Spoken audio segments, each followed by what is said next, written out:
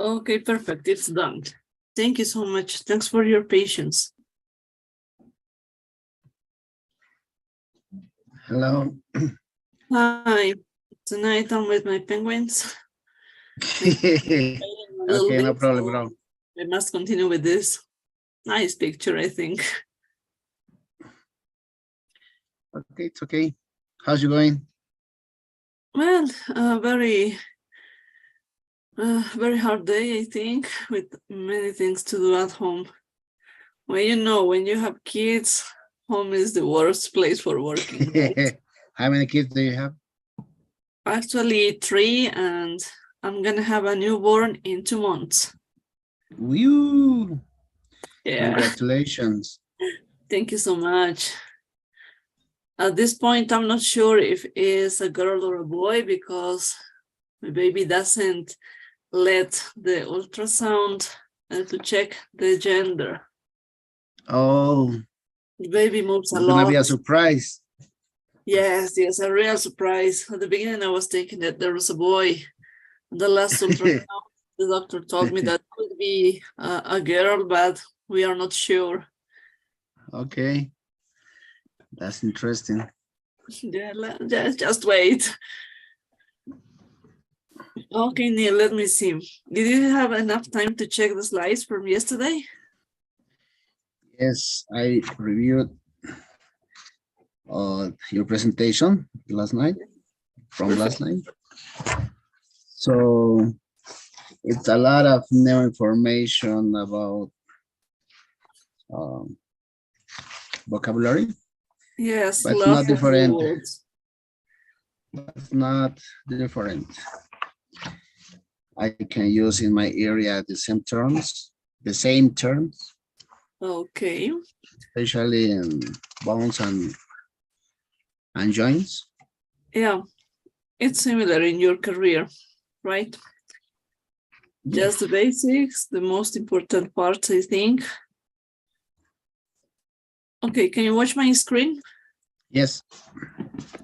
Okay, let me see. From these slides, the first ones, any question maybe? Symptoms and signs maybe? No, it's okay. Perfect, it's clear. This chart is clear, right? The C/O, complaining of. Complaining of is the abbreviation. Yes, the most important abbreviation, I think, the useful one. And talking past while talking about a patient or writing down about a patient, always in past. Never forget that, okay? Yes. Perfect. About symptoms, I think it's clear, but just with practice, you can catch all the meanings. Yes, it's easy. Perfect. Some words, some new. Yes, new vocabulary. Okay. You tell me where to stop if you have a question, maybe pronunciation and specific detail. I don't know. Do you have just the school or cranium, all the parts in English? Yes, of course, I got them. At this point, Okay. I must look into my laptop. I didn't prepare a specific slide of this, but I can send it to you by WhatsApp. Okay, could be cranium and neck. Okay, there's no problem. Muscles, joints, probably. About joints, more specific details, I think. No. It's the similar. Yeah, the articulation of jaw. Okay. Easy ones, right? Yes. Okay, about this chart. I use the same terms: ankylosis, arteriosclerosis, bursitis. It is bursitis. Yes. Bursitis is the pronunciation, not bursitis. Bursitis in What? Spanish. When you have this ending.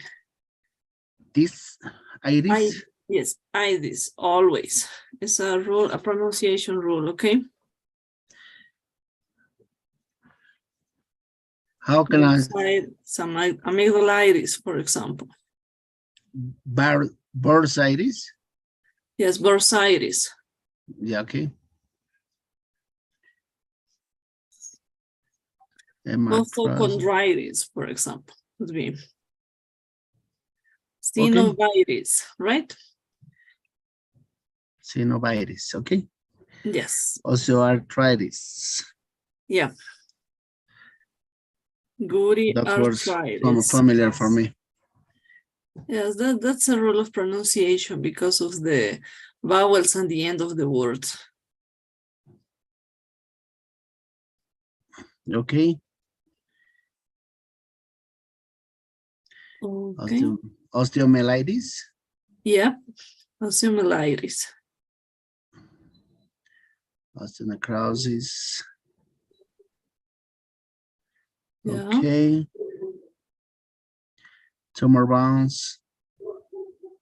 Yeah. Osteoporosis. Osteopenia. Osteopenia, yes. Okay. Okay. I use the same terms in my area. Perfect. I mean, it's easy to catch, right? Yeah. Perfect. About muscles? About muscles. Oh, here at the beginning here. Is that easy, right? The abbreviations. Yes. Perfect. During homework, I sent in these files the most common ones in order to memorize them. Here you have lots, but not of them are the useful ones in Spanish, even though, okay? Yes. So check them, but don't worry if you cannot memorize all of these abbreviations. They are the most common ones. Yes. But while working, of course, you have different ones maybe, or you have some of them, not everything. Here you have the meaning and the abbreviation. Here the abbreviation and the meaning is the same in both columns. Okay. It's easy. Easy, right? Just with practice. That's the way. We don't have any other choice. About muscles? About muscles.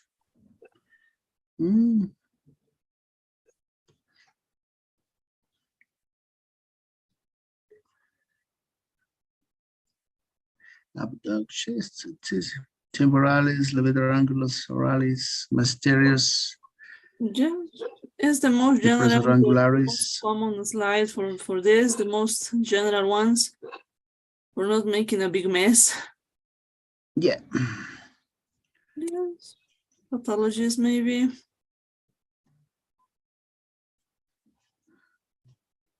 It's easy to understand all these ones. Tendinitis. Yeah, I have myocele. Myocele, yes. Myocele. Yeah. How could you pronounce this? Myolysis? Yes, myolysis could be. Okay. This. Polymyositis. Polymyositis. Polymyositis. Okay. Yes. Polymyositis. Yeah.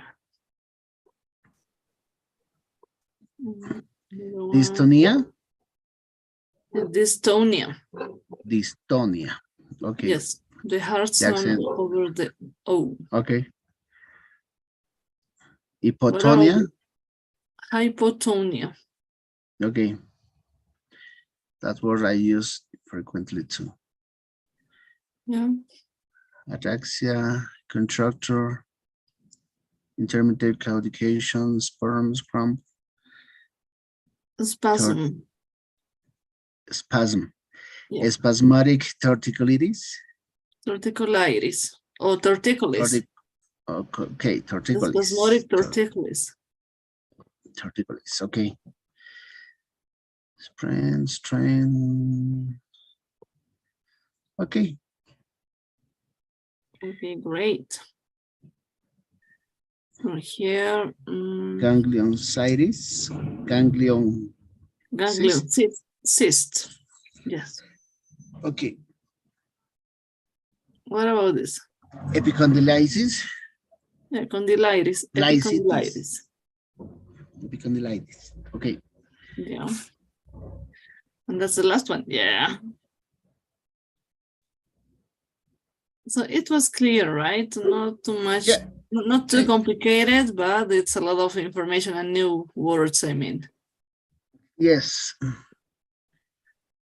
Lots of new terms about reduction, fixation, spleen, plate and Explain. screws. Well, we use this, but in your career, of course, not very common to catch this vocabulary, but it's going to be useful, I think. Yeah, we use the reduction and fixation. Yeah, they use it a lot, right? Yes.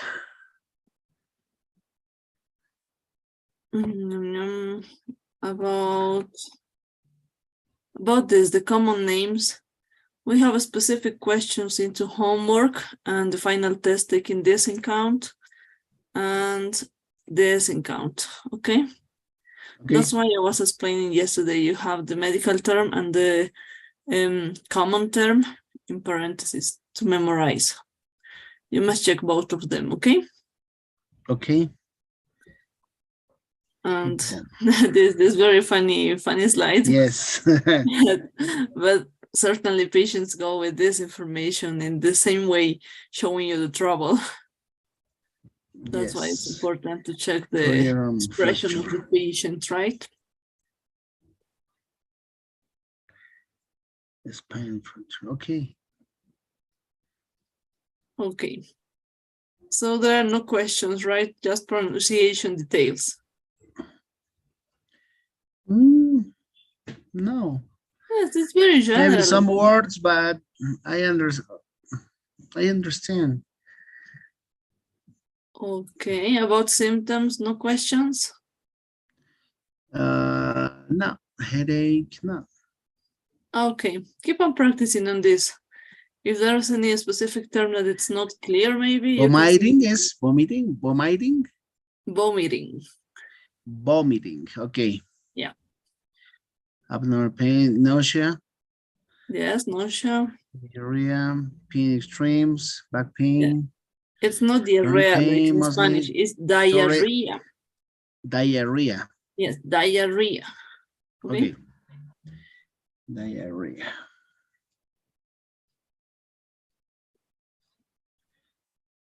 Okay. Okay. Palpitation, chest pain.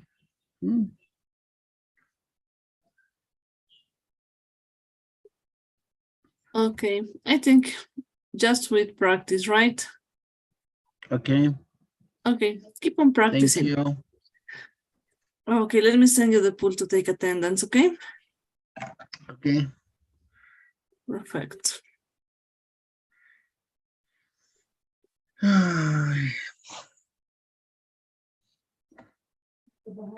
It's very cold.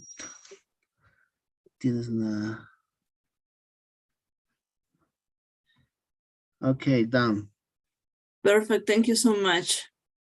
Your attendance is sure, yeah. While finishing this workshop, I'm gonna send the file to the WhatsApp group, okay? The homework file for this week. Okay. Pay attention on this, and of course, into the guidelines, I have all the details about the deadline, okay? Okay.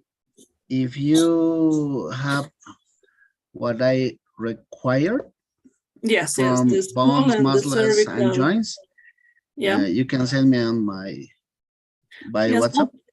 Perfect. I'm gonna do it. If I cannot do it tonight, I'm gonna do it tomorrow morning. Okay. Okay. No problem. It's not. Okay. Just give us some time. We finished the workshop around now. 11 and 15, I think. And I'm exhausted at the end. So maybe tonight I cannot send it. Okay. But No tomorrow problem. morning is better for me. Okay. Okay. Don't worry. Okay, Neil.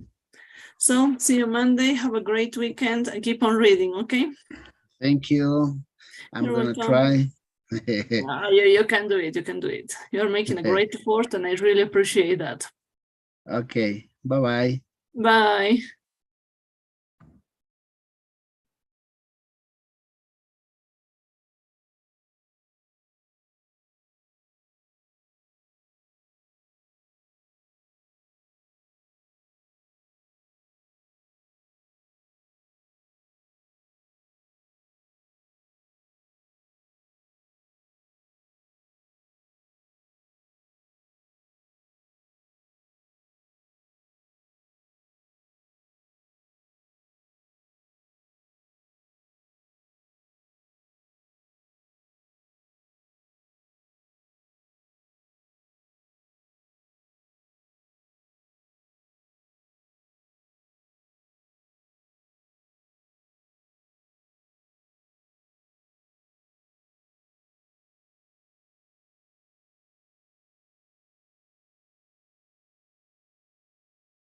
Good night, Diego.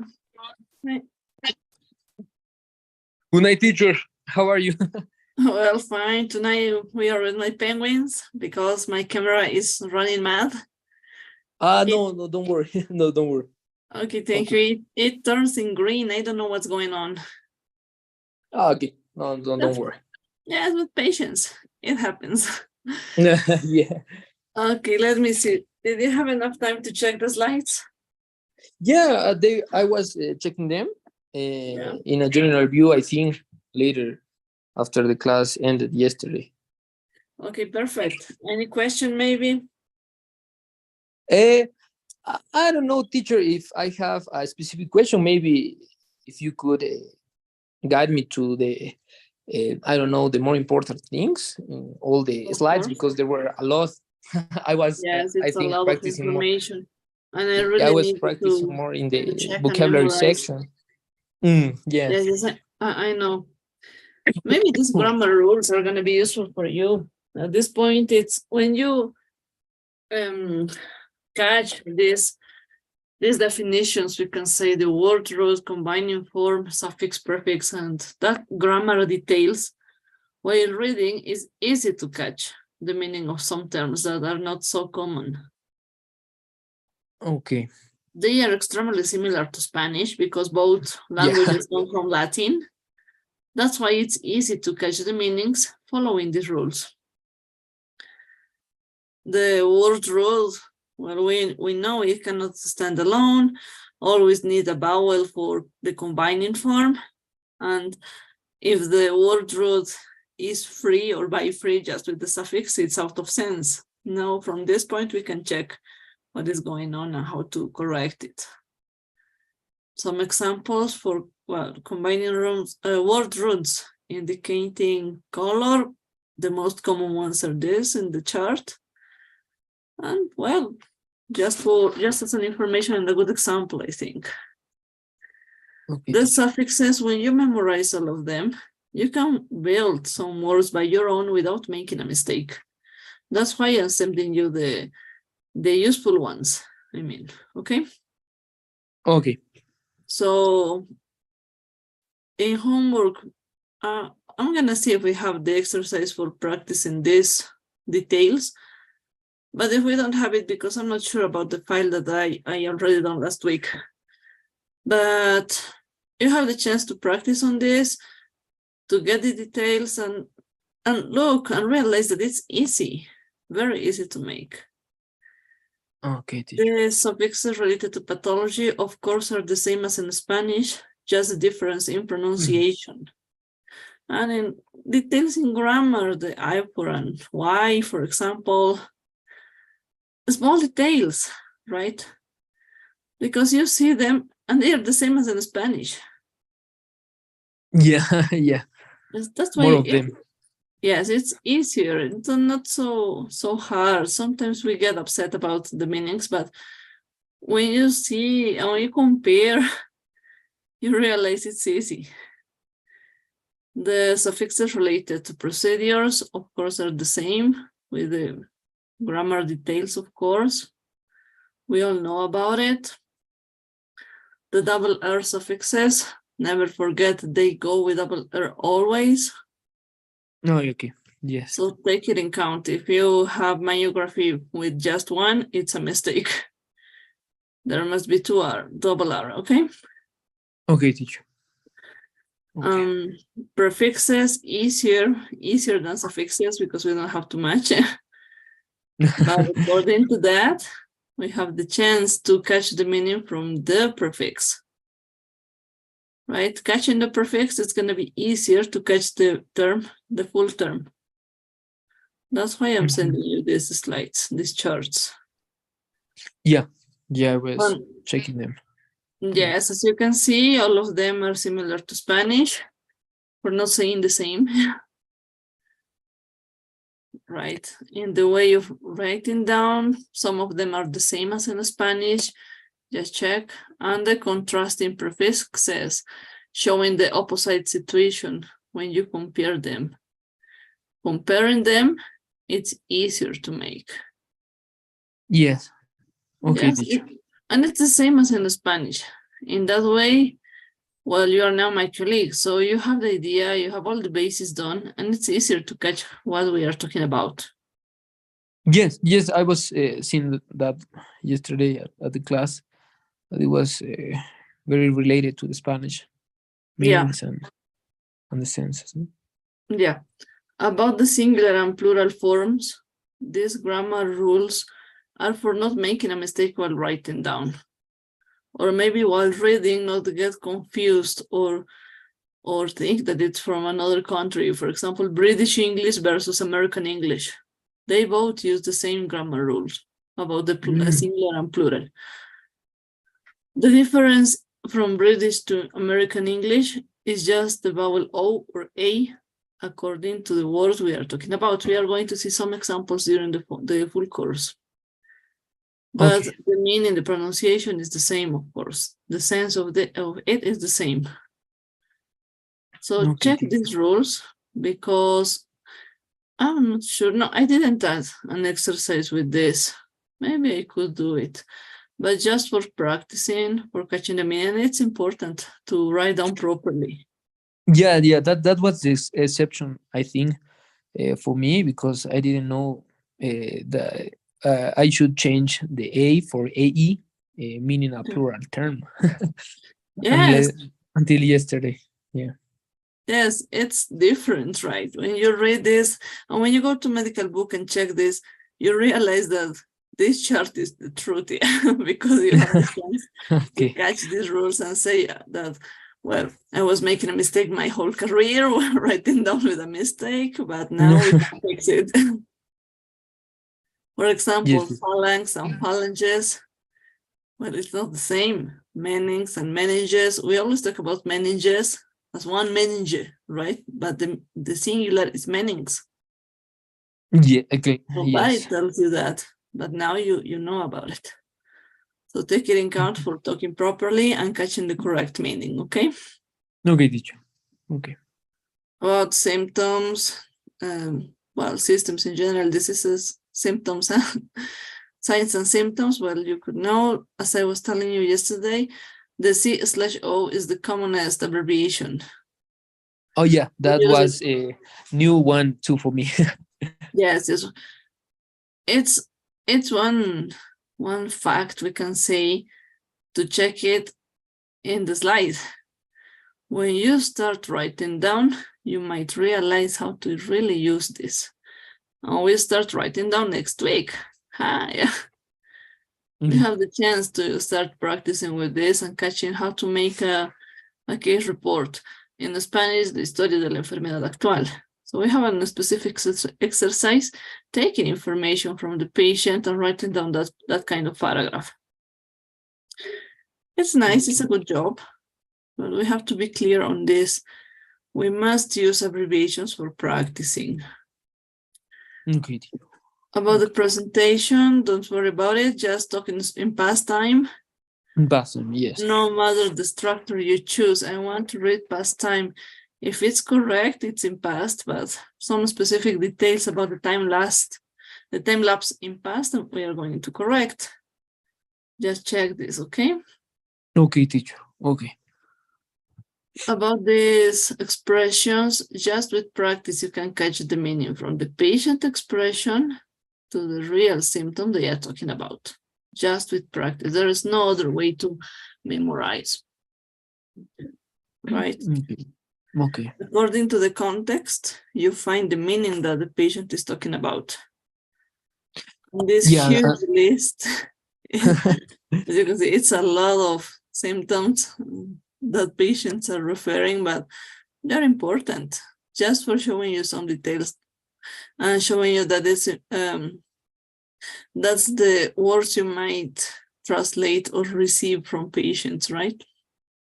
Yes, teacher. So take it in account. According to this, we can make it easier. If there are questions about vocabulary, well, we can talk by WhatsApp, by a message, specific. Thank you so much. And it could be easier for catching the meanings, okay? Okay. Okay, teacher. About bones, well, you can see this is important because from this chart, you have the chance to receive the information, how to combine the word root and the vowel, right? In that way, you have a key for writing down properly. Yes. So take it in account, read the primary function, because here you have lots of specific vocabulary about functions of every organ, every structure, or maybe the full system, okay? Okay. Read Okay, this, teacher. take your time, take the vocabulary, okay? The same with this, we have some meanings showing us the meaning of the word root, prefix, and suffix.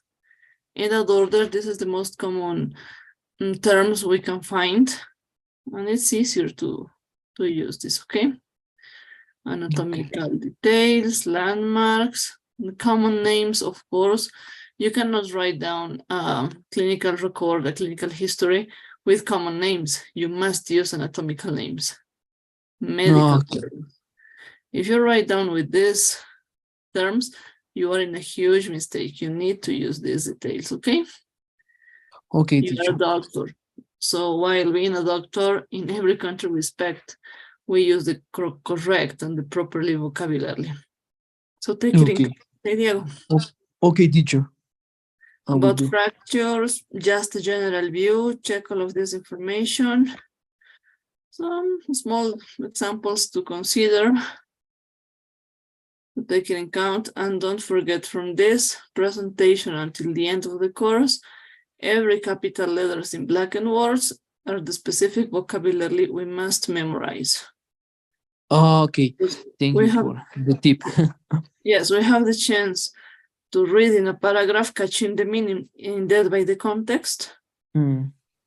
But of course, during homework, maybe in another workshop, or maybe at the final test, I'm gonna ask some details of this, and I expect to listen the properly way to give these expressions, okay? Okay, teacher. Take Okay. it in account. We are showing these words in order to make it easier. Well, some specific information slides about custom explained in this case. I love to send jokes. You're going to see Yeah, lots of that them. was really good yesterday. You're going to see a lot during the course. Articulations the same. Again, anatomical landmarks. Read all of this is very important. Differences and pathologies. Any question from these charts? I think not, because as you say, teacher, most of the diseases I can read it at the slide. I already know them in Spanish. I think maybe some of them I go to the translator, but It's maybe after pronunciation, but that's enough, right? Or yeah, as you said, going to the translator, easy to make, right? yeah, to catch the idea. Yes. About abbreviations, any question? I think the only thing is like I maybe need to memorize all Yes, the ones that practice. are, or the best ones that you put it in the slide, teacher. But I get it yesterday. Perfect. Oh, So sorry, keep got on it. practicing on the most common ones, and according to that, we can solve or talk about it, okay? Okay. Of course, Okay, during the teacher. homework file, I send abbreviations for catching meanings from every presentation, so take it in count, okay? Okay, teacher. I will take them. Okay, perfect. Let me send you the pool to take attendance. Yeah, don't worry, teacher. I'm Okay, can filling you in. watch the screen, the pool on the Yes, screen? yes. I get it. Perfect. Okay, teacher. Thank you so much. I will be doing again reading all the slides. Yes, take your And time. I And if think there's any specific question, you can send me a message by WhatsApp. thank you, teacher. Maybe I will I do. cannot answer at the moment because, well, I have many things to do at this point. But as soon as I read the message, I make the feedback, okay? Okay, teacher. Thank you so much. I will do. So, perfect, Diego. While finishing the workshop, I'm going to send the homework file to the WhatsApp group. Okay. As I told to the group in the first presentation, the introduction one, I send guidelines in every file. So read the guidelines and following them. There is no trouble about homework, okay? Okay, teacher, I will do. Okay, perfect. So have a great weekend, Diego. And Thank you, see you teacher. Monday You in the too. theoretical class. Okay, teacher. See you Monday. See you. Bye-bye. Bye, teacher.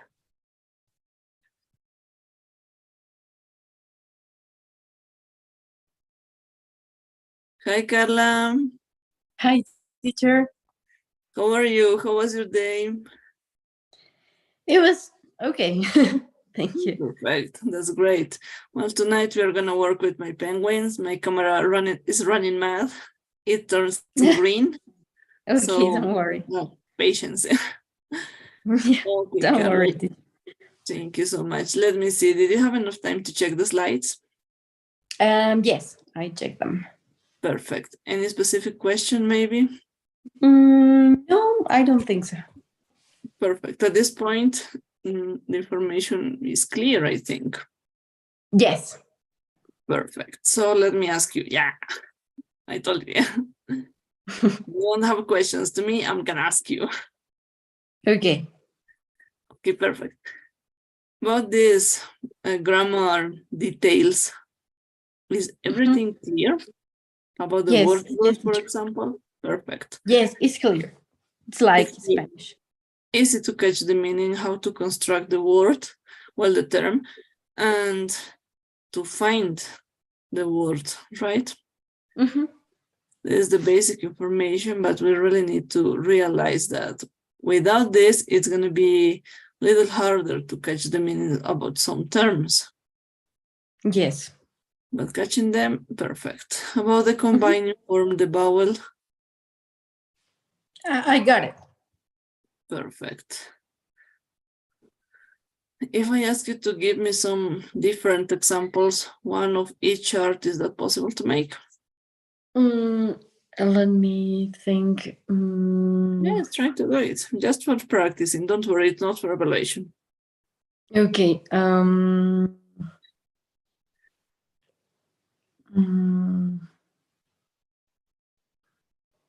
don't know. That's true.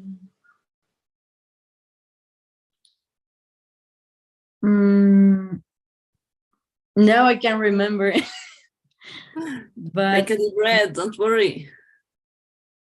I don't know, like maybe with the suffix abnormal condition, maybe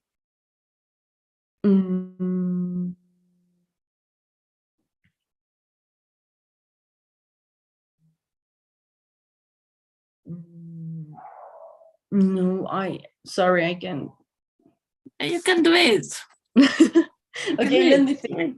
Give Yeah, me think a little bit. Don't worry about it. Okay. Think in Spanish. It's gonna be easier. I can neither think in Spanish. Oops. Okay. Yeah. Okay, let's look for something different. Yes.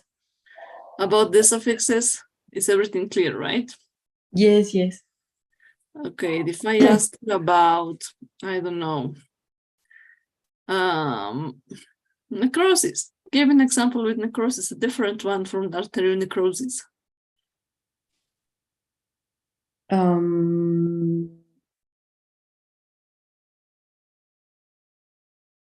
With necrosis?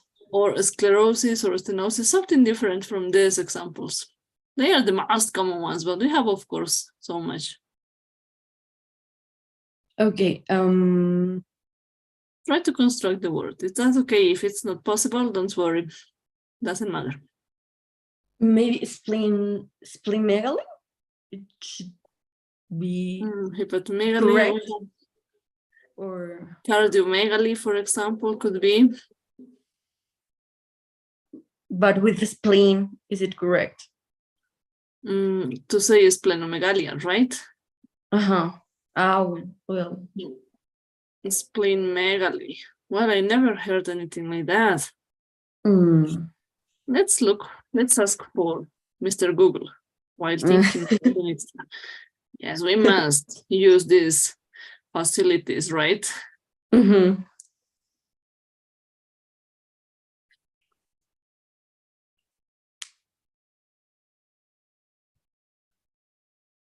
Yes, it's correct. Okay. Splenomegaly, yes, it appears like that. Yes, it gives me some definitions, causes, some details. Splenomegaly. Could be. It's a good example. Okay. Let's see. Let's go ahead. It's easy. Well, this grammar detail, never forget, please, the double R. Mm-hmm. Always make a mistake with this while writing down because we think on Spanish and we forget to add the second R. Prefixes are easy to make. And we have here the meanings, right? Did you check all of them, right? They're the same as in Spanish. Yes. And it's easy to memorize them. And the contrasting prefixes, easier. Mm-hmm. As in Spanish. It could be a surprise, we can say, because it's different kind of information, right? You Yes. catch, for example, with phalanx and meanings, we always talk in plural. While what about if we talk in singular? Yes. Yes, Just- that was like a surprise for me too. You said, what's going on, right? Mm-hmm. I mean, what's going on with this crazy teacher? Yeah? Why it appears now? Yeah? But we have the chance to read and not get mad about it. Yeah. About symptoms and Memorize signs, them. this specifically is clear, this abbreviation, right? The C/O. Yes. Yes, it is. I was checking that there are a lot of abbreviations that they use.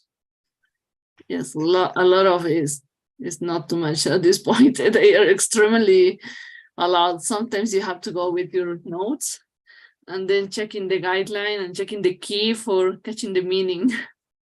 Mhm. And it's nice. It's very nice because you have the chance to practice on this.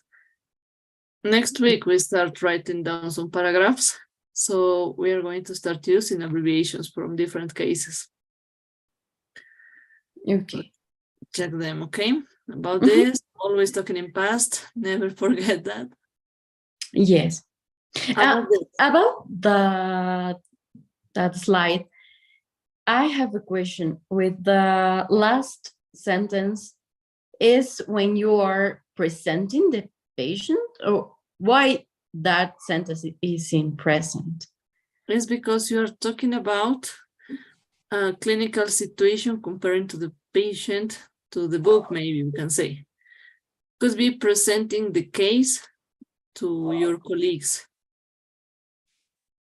The usual presentation is chest pain, talking about a heart attack, for example, right? Okay. When you're talking about the disease, not the patient. Not the patient, yes. When you're Okay. showing the situation, not a specific patient, you Mhm. can talk in present, because with this, you support that your information is up to date, Okay. okay? Mhm. But Thank you. when you talk about a specific patient, always in past. Okay. About this, about symptoms, No. okay, it's easy, I mean, at this point. While practicing, you can catch how to translate the ideas, we can say. Yes. So keep on practicing, keep on reading. And if there's a question, okay, we can work on this. Okay. About this list, No. no, right? Not too much. I mean, they are similar to Spanish. Mhm. Easy to catch, easy to make, maybe in a specific word, but with a translator, it's easy to catch in Spanish and then get in context, right? Yes. About bones, well, this is a very important chart. As I was telling you, we're going to check this, all of the courses with systems. Mhm. And I almost forget it. The primary function, you have here a specific medical terms, so check them, okay? Okay. In some homeworks, I ask for some definitions that you might check the correct expression, maybe, if we can say in that way, from these explanations, okay? Okay. The same with this, more meanings, anatomical landmarks from this. Don't forget to check the common term for people, for Legos, and the medical term. This is very important because while writing down the paragraphs, you're going to write down in the properly way with medical terms. So we have the chance to check this and compare if we are in common or in medical. Considering this, if you send me a report or you send in any hospital, in any English hospital, we can say, a report with a common name, it's a bad clinical report. It has to be with anatomical names. Okay. About fractures, well, you know, easy to make, I think. Lots of slides.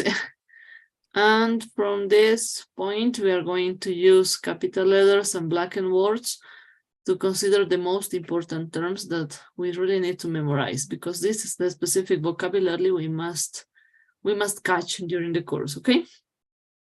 Okay. Okay. So take it in account for the next slides, next presentations, to consider this specific vocabulary, okay? Okay, teacher. About this, well, lots of explains, more jokes, my dancing boys, more anatomical landmarks, anatomical details. This chart, any question from this chart maybe? Nope. Here is clear now. It's perfect. It's a good point. Yes, thank you. Yeah. It's clear. It's clear. Yeah. Consider this, and if there are questions about pronunciation, let me know about it, okay? Okay, thank you. It's important to take it in account. And here we have abbreviations. As I was telling you, according to the context, you can catch the meaning of this. So take in account all of them, but we are going to memorize the most common ones, not everything, because it's too much information. Yes. Here in the slides, you receive the most common, the most important ones that are useful. But of course, from them, as a resume, during homework files, I'm asking for catching, developing the meanings, details like that. So according to that, it's going to be easier to make, okay? Okay, teacher. Okay, perfect. Can you watch the pool? Yes, I can see. Perfect. Don't worry about the terms. Sometimes at the beginning it's not so easy to construct them, but keep on practicing, okay? Okay, teacher. Thank you for the pool.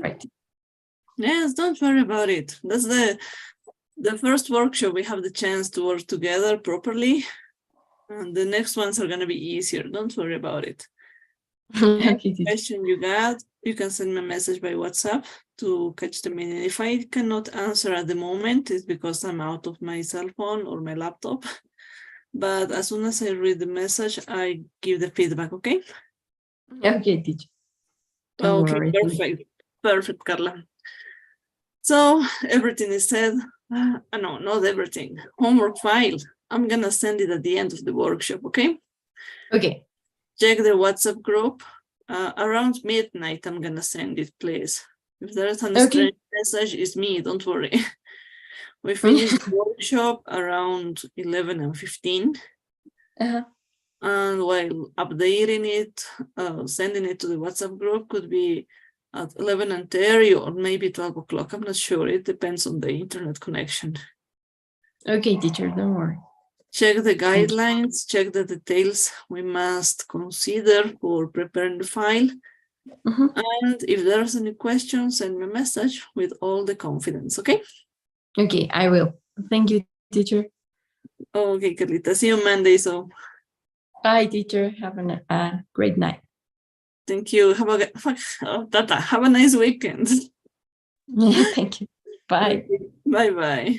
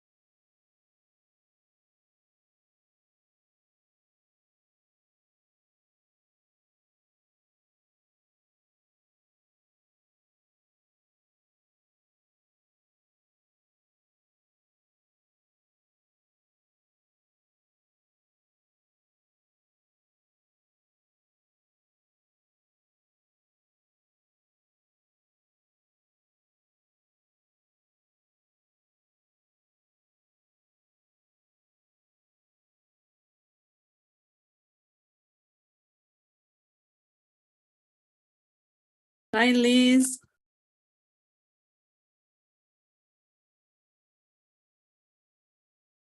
Liz Giselle, can you hear me?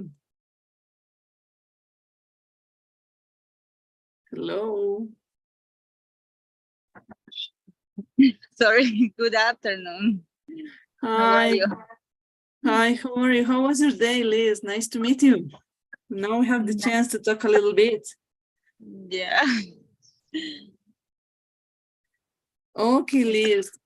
Let me see. The previous workshop, we didn't have the chance to introduce. Well, I did by myself the first presentation. Can you introduce yourself a little bit, please?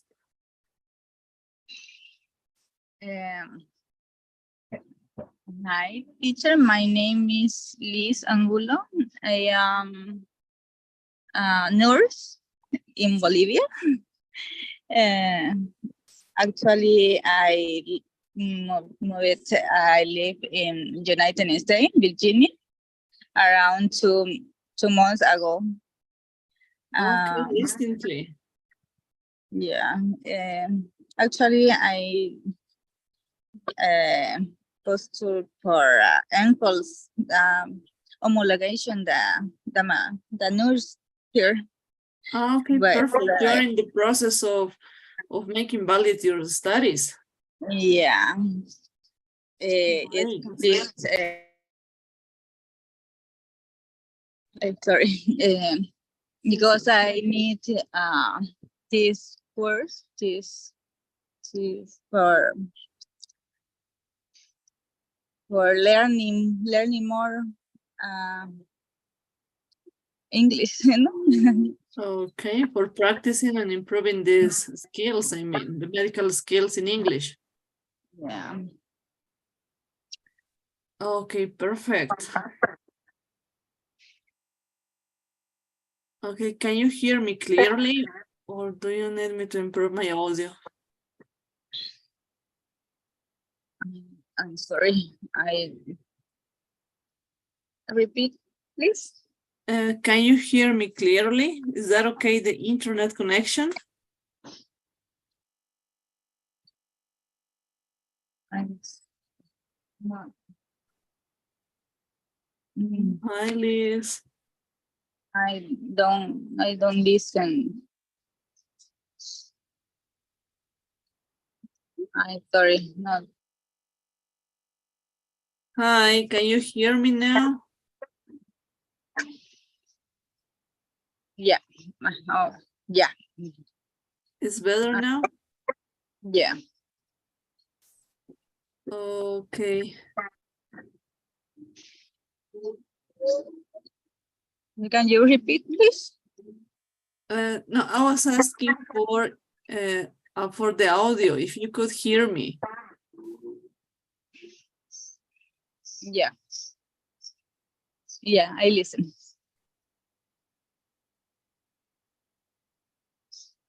Okay, Liz. Let me see. Did you have enough time to check the slides from the first presentation and the second one? Yeah.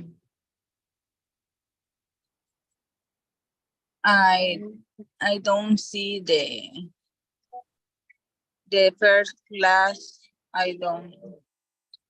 Okay, didn't have the chance. The second class, did you have the chance to check the slides?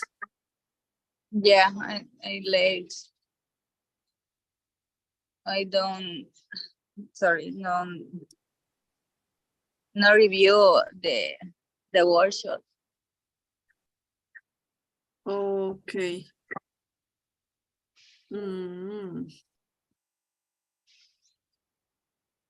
It's the class are talking about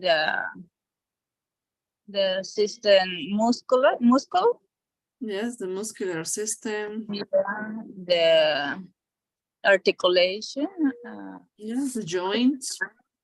um, I don't remember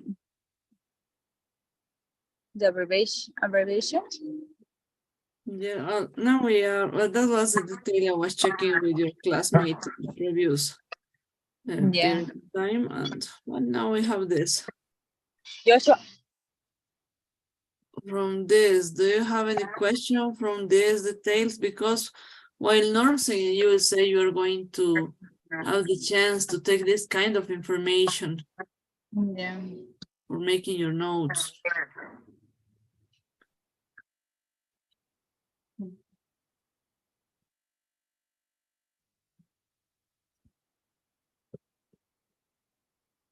Hello. Yeah. I listen. I'm sorry. Don't check in his work. I don't know. Okay.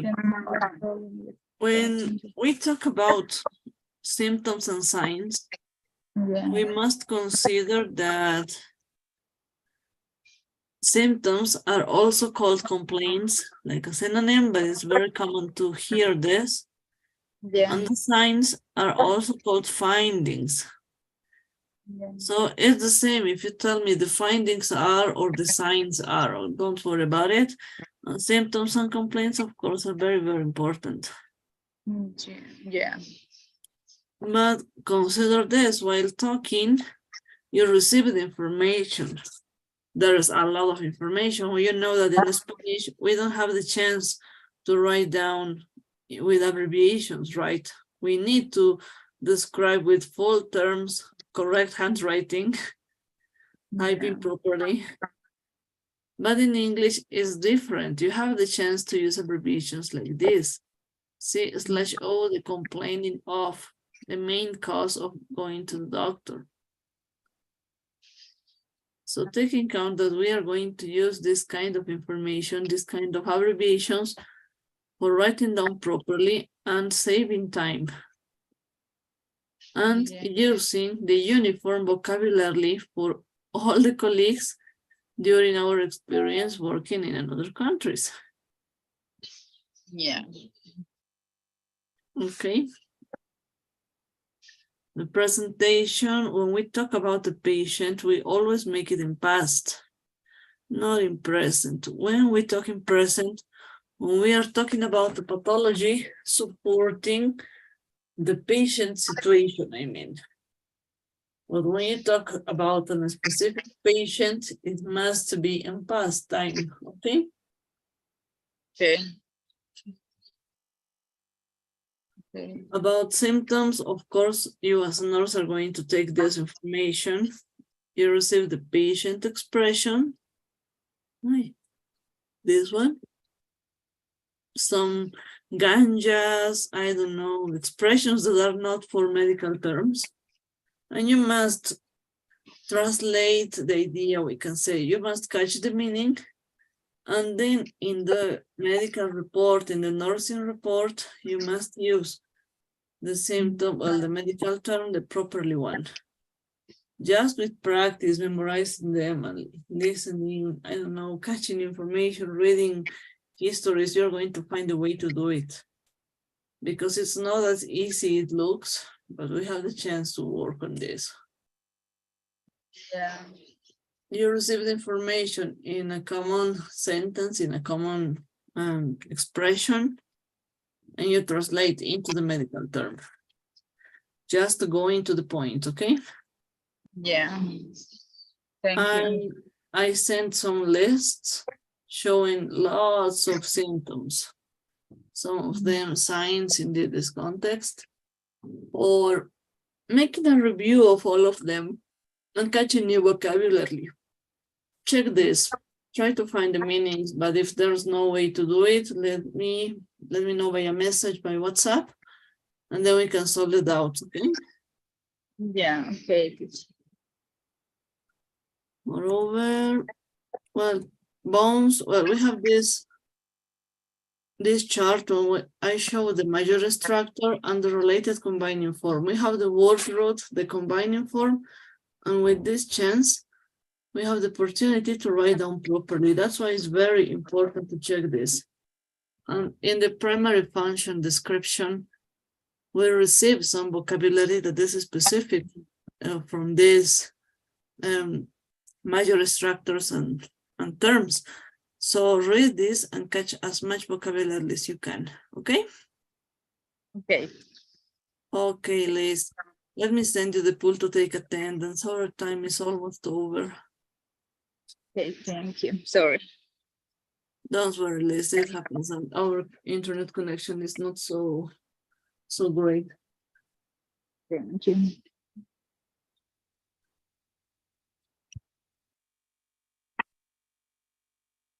Okay, Liz. If there is any question from the first slides, send me a message by WhatsApp, and then we can solve all the doubts. Okay. Okay, thank you. Okay. Thank you so much. Thank to you, and keep on reading. Okay. I'm going to Thanks. send the file of homework at the end of the workshop to the WhatsApp group. And then following the guidelines, it's going to be easy to solve, okay? Okay, thank you. Okay, have a great weekend, Liz, and see you Monday in the theater class. Thank you, you too. Thank you. Hi, Andrea. Hello, teacher. Hi, good night. How was your day? Well, it was very challenging. It was calm. Oops, it's not an easy day, I think. Yeah. I was going to do my questions because I know that we don't have many time because I have Yes, we only have 15 minutes. yes. Let's try to use these 15 minutes as much as we can, okay? Yes. I have some questions on the slides from yesterday. One Yeah. of them, let me check it too. Okay. To tell you. For example, yeah. Do you have the For number example, of the slide? in the slide, I think it's 10 or 9, guidelines to unusual plural forms. Okay, this one. I'm sharing the screen. Can you watch my screen? Yes, I can see it. I was a doubt in this one. I understand all the statements, but number four, I don't get it. Okay, If the this one? singular term, yes, if the singular term ends in the suffix "-itis", the plural is usually formed by changing the "is" ending to "-itis". Yeah. The example is meningitis. Meningitis. Meningitis. My doubt here is meningitis. I have to understand it. I don't know if it's like in Spanish, but the disease, meningitis, how I Yeah. change that to plural. I mean, in clinical, it's almost impossible to know if 1, 2, or 3 meninges are with inflammation. You just suppose by the clinic or some test that you have inflammation of the meninges, but not a specifically one or other. Just say he has meningitis. How I Yeah. change that to plural? I didn't Well, catch that. I didn't get that. when you go to the pathology report, when you make the necropsy, you could find if the situation was in 1, 2, or the 3 meningitis, or just in one meningitis, right? It's just a grammar rule for writing down properly. But talking in the clinical situation, of course, it's not easy to catch. It's not possible to make it, as you said, because you cannot make the difference if it's 1, 2, or 3 structures evolved on this inflammation or infection. Yes, because we usually, when we talk about it, we talk in general. We don't assume it's one or the other. Just like in the joints, we say arthritis, but usually it's are many joints Yes, in the which Spanish, are with inflammation. yes, it happens at this point. I can realize you are mixing the meaning from English to Spanish, and it's very common to happen because in Spanish we talk in plural about many situations. For example, with arthritis, we talk about all the joints that are with inflammation, right? Yeah. In English, you said arthritis for just one joint, and arthritis for two or more joints that are with the trouble. It's Okay, just it depends example.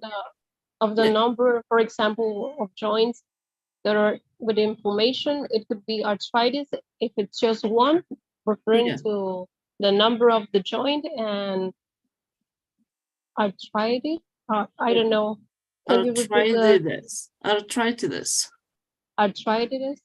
If Yes. it's If there two are or two more than one joint. Yes, two or more arthritis is the correct way to give the expression, we can say.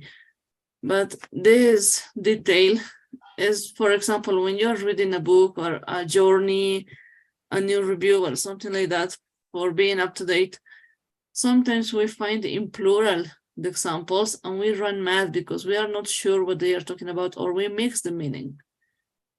Okay. When you check the unusual plural forms, these exceptions, we have the chance to catch what they are certainly talking about. In that order, it's going to be easier to consider the information. The other question I had, it's in the last slide. If I don't miss it, let me confirm. Can you repeat the slide, please? Which one is? The last one, the last one. Okay. This one? Yes, that one. Okay, let me see.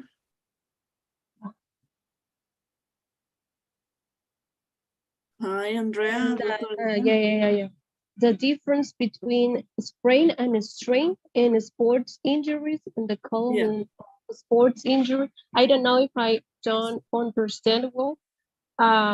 Because sprain I understand is it would be the rhexis of the ligament, and strain just like when you twist your ankle or your wrist, but it's not necessary by the rhexis of a ligament. I don't know if right or if it's different.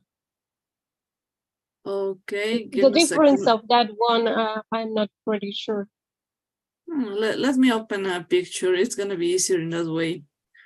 And in the same way, let me share again the screen, because it's a good Because question. I understand a sprain, it would be like 15 en español. And Yeah. strain, I'm not sure, it's just like when you twist your wrist, Yes. your ankle, or whatever, but it's not a 15, it's not a rhexis of the ligament. Yes. Can you check this screen? I mean, the Google Chrome. Yes. I can see it. Okay, the sprain and the strain. The sprain, of course, you said is the skin's easier. And the strain, just the torcedura, contractura y dolor, not for using a cast, but for taking a relaxed time, and that's a small difference, right? You see, sprain, the esguince, and the strain, a non-complicated lesion. What happened with this? Okay, we are here.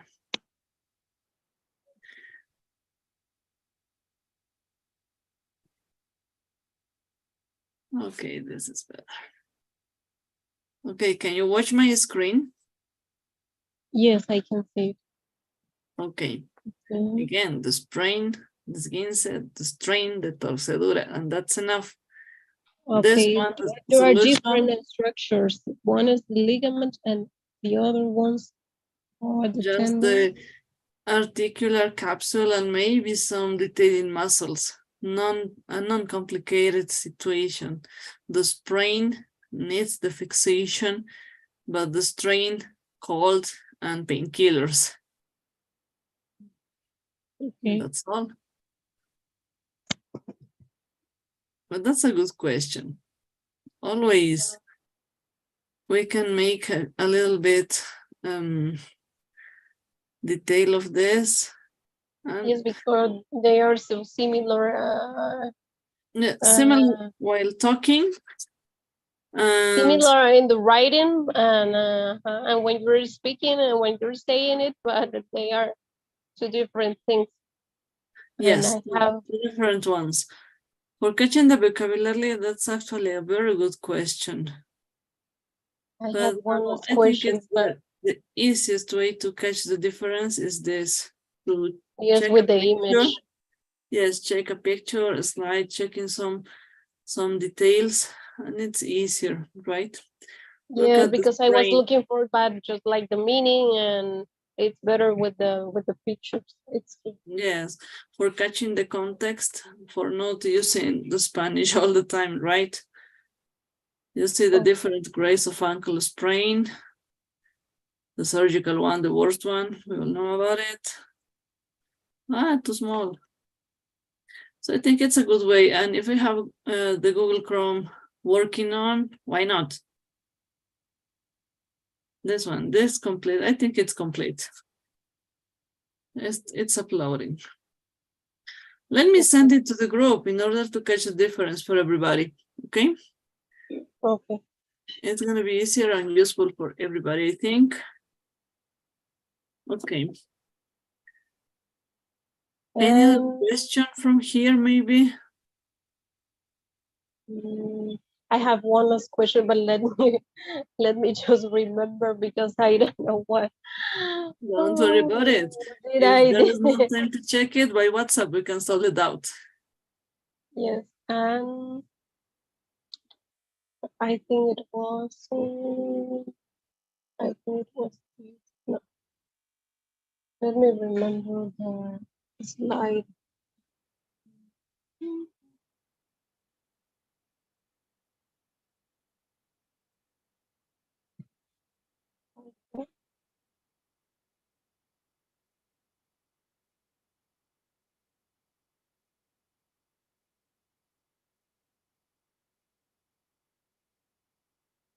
And in the slide of fractures, when there is leg, The fractures, on right? the shin, typical bone fractures. It's like And 3, 6, 9, 12. this one maybe? 14, No.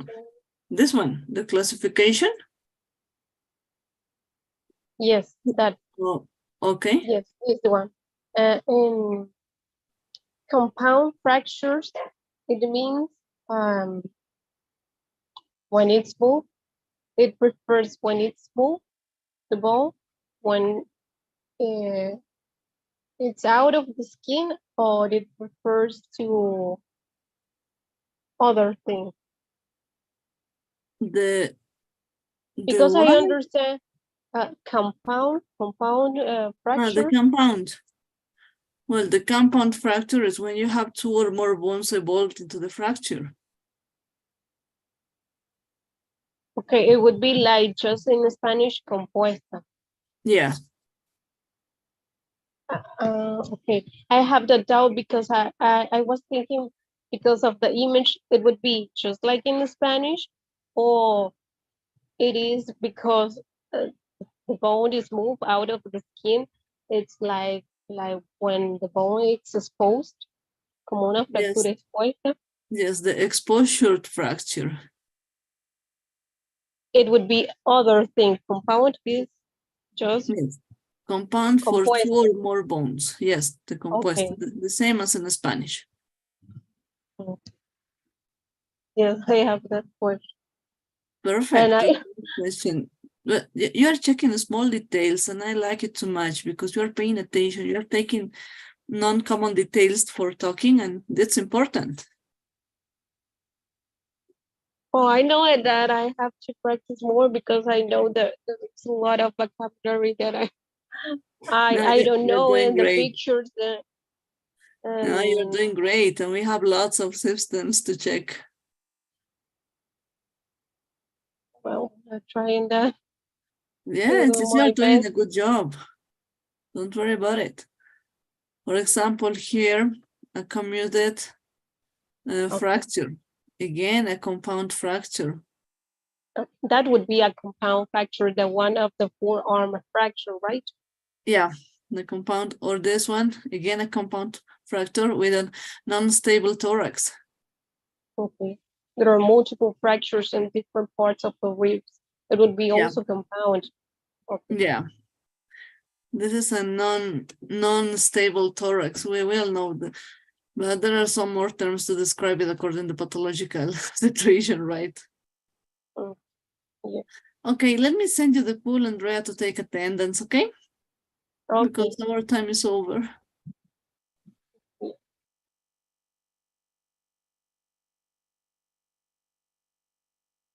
Dr. Andrea, can you watch the pool? Yes. Yes, I already sent. Okay, perfect. I'm gonna close this, okay? Okay, see you Monday. See you Monday. While finishing the workshop, I'm gonna send the homework file, okay? Okay. Happy weekend. Okay, bye-bye. Bye. Hi, Dalila, good night.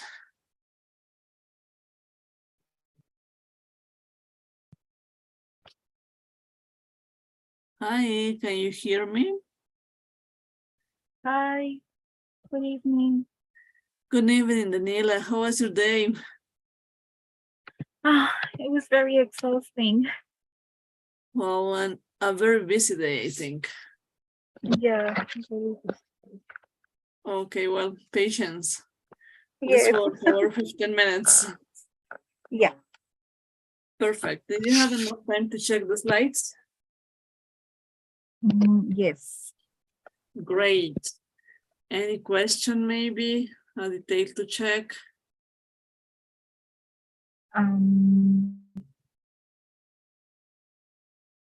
It's in the one where let me see. Let me see. Let's go ahead. I don't know. Is there any questions? Something In to check this again? slide number 7. Number 7, okay. This one? Yes. In where it is hemorrhage, and then the other word I don't know how to pronounce it. Okay, Raj and Raja. Hemorrhagia. Hemorrhagia. Yes, hemorrhage and hemorrhagia. Okay.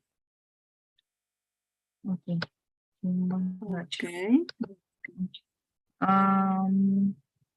In the slide number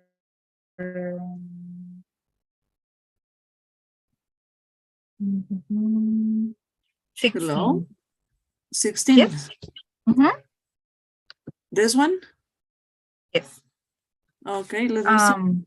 Where it says his presenting symptom was chest pain. Yes. You could say he presented to the ER with chest pain. Like Yes. another example, Yes. like this one, the second one. Yes. And the third one is in present because you are supporting a pathology. We can say a discussion between colleagues, and we are not talking specifically about one patient. We are talking about a huge pathology. In this case, for example, heart attack, when the usual presentation is chest pain. But when you talk about a specific patient and a specific situation, about a patient, you use the past tense. Okay. That's the difference. Okay. In the slide number 12, 12. Where it This one? says, yes, where it says, mama, where is it? Oh, in the first one, Yeah. where it says the singular determines in the suffix a, the plural is usually formed by changing the ending to ae. So how do you pronounce the plural? It's the same pronunciation as in singular. Vertebra and vertebra. The difference is while writing down and the context. Oh, okay. Okay. Okay. So when I say it, I just say it like versa or vertebra. Yes, it's the same. The same Okay. pronunciation, just adding the E, you have the chance to show that it's that's a plural form. Okay.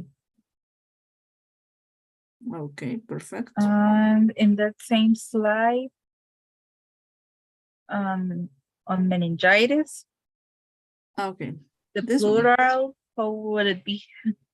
Meningitis. Okay, meningitis. Yes. It's this rule particularly, it's an exception that we always getting confused because in order well, our foreign language is Spanish, we must think that una meninge, right? But when we see meningitis like this is singular. And it's a little bit hard to translate the correct idea to meninge, to meninges, right? Meningitis, meningitis. This is just an exception. Okay. Arthritis, one articulation, one joint. Arthritis, two or more joints. Well, while during the practice, by writing down, it's easier to catch the difference and realize that it's an exception, a grammar rule. So don't worry about it. It happens. Okay. Well, basically, those were my questions. Yes, perfect. There are no more questions, so? No, I think everything is clear apart from that. Okay, Dalila. Let me see. About this abbreviation C/O. That is to Yes, make, it's right? complaining us. Yes, the complaining of the main situation, the main complaint, right? So while writing down, never forget to use abbreviations as much as you can for practicing. But when you are presenting your patient, of course, we develop the abbreviation into the full term, and it's easier to make. Yeah. Moreover, about symptoms, any question maybe?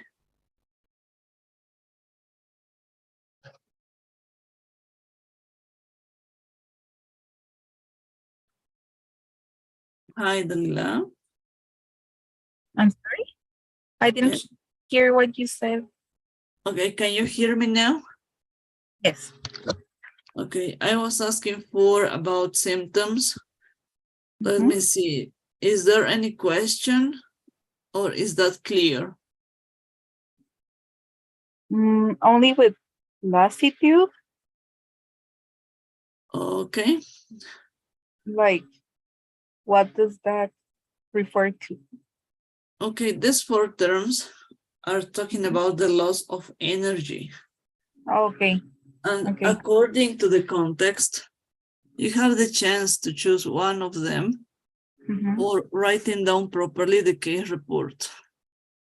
Okay. So for using lassitude, for example, you can say,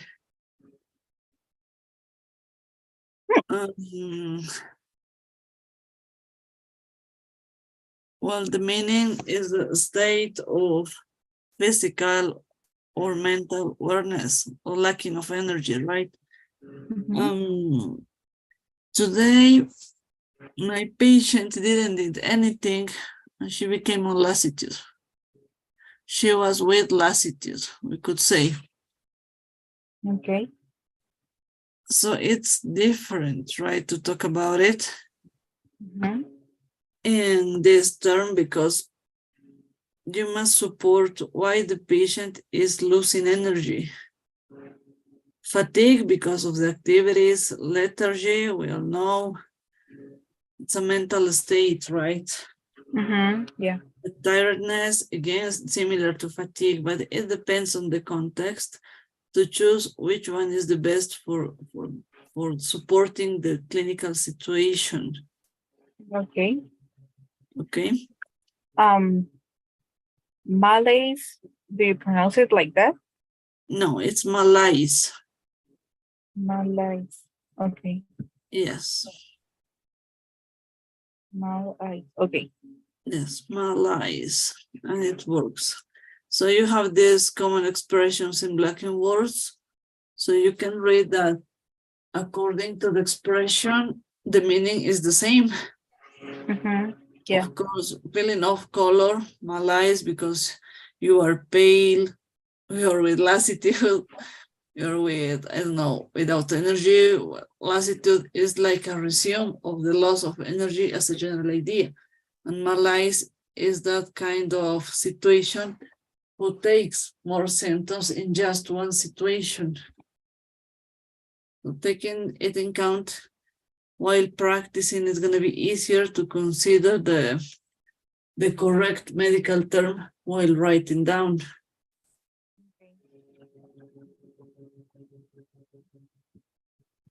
Okay. Yeah.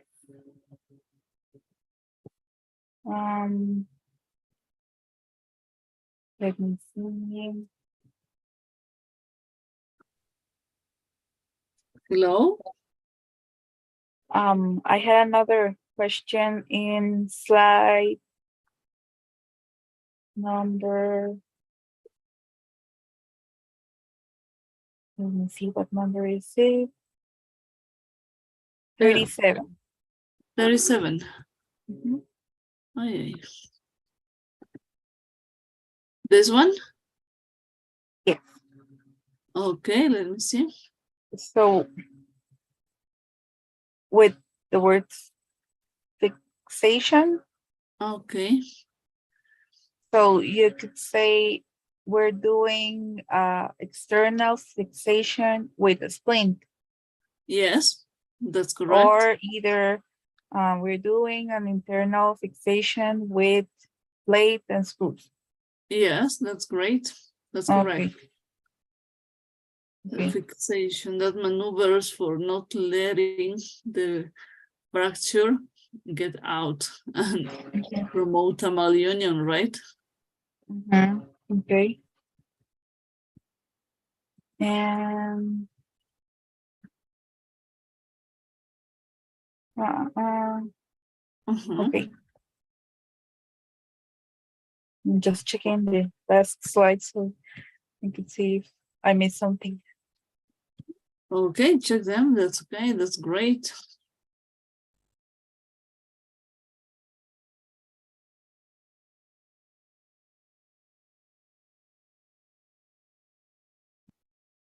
No, I think we're okay there.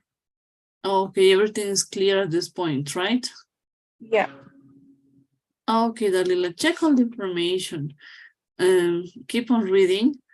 And as I was telling your classmate in the previous period of time, at the end of the workshop, I'm gonna send the homework pile. Okay. So I just got it. yes, it's gonna be from the WhatsApp group to all of you. And following the guidelines, I think there's not gonna be any trouble for solving the homework, okay? Okay. Okay, Just great. if there's any questions, send me a message. As soon as I read the message, I'm gonna give my feedback, okay? Okay. Okay, Dalila. Thank you. Thanks to you. It's nice to hear you. Same to you. Bye. Bye. See you Monday. Have a great weekend. Thank you. Bye.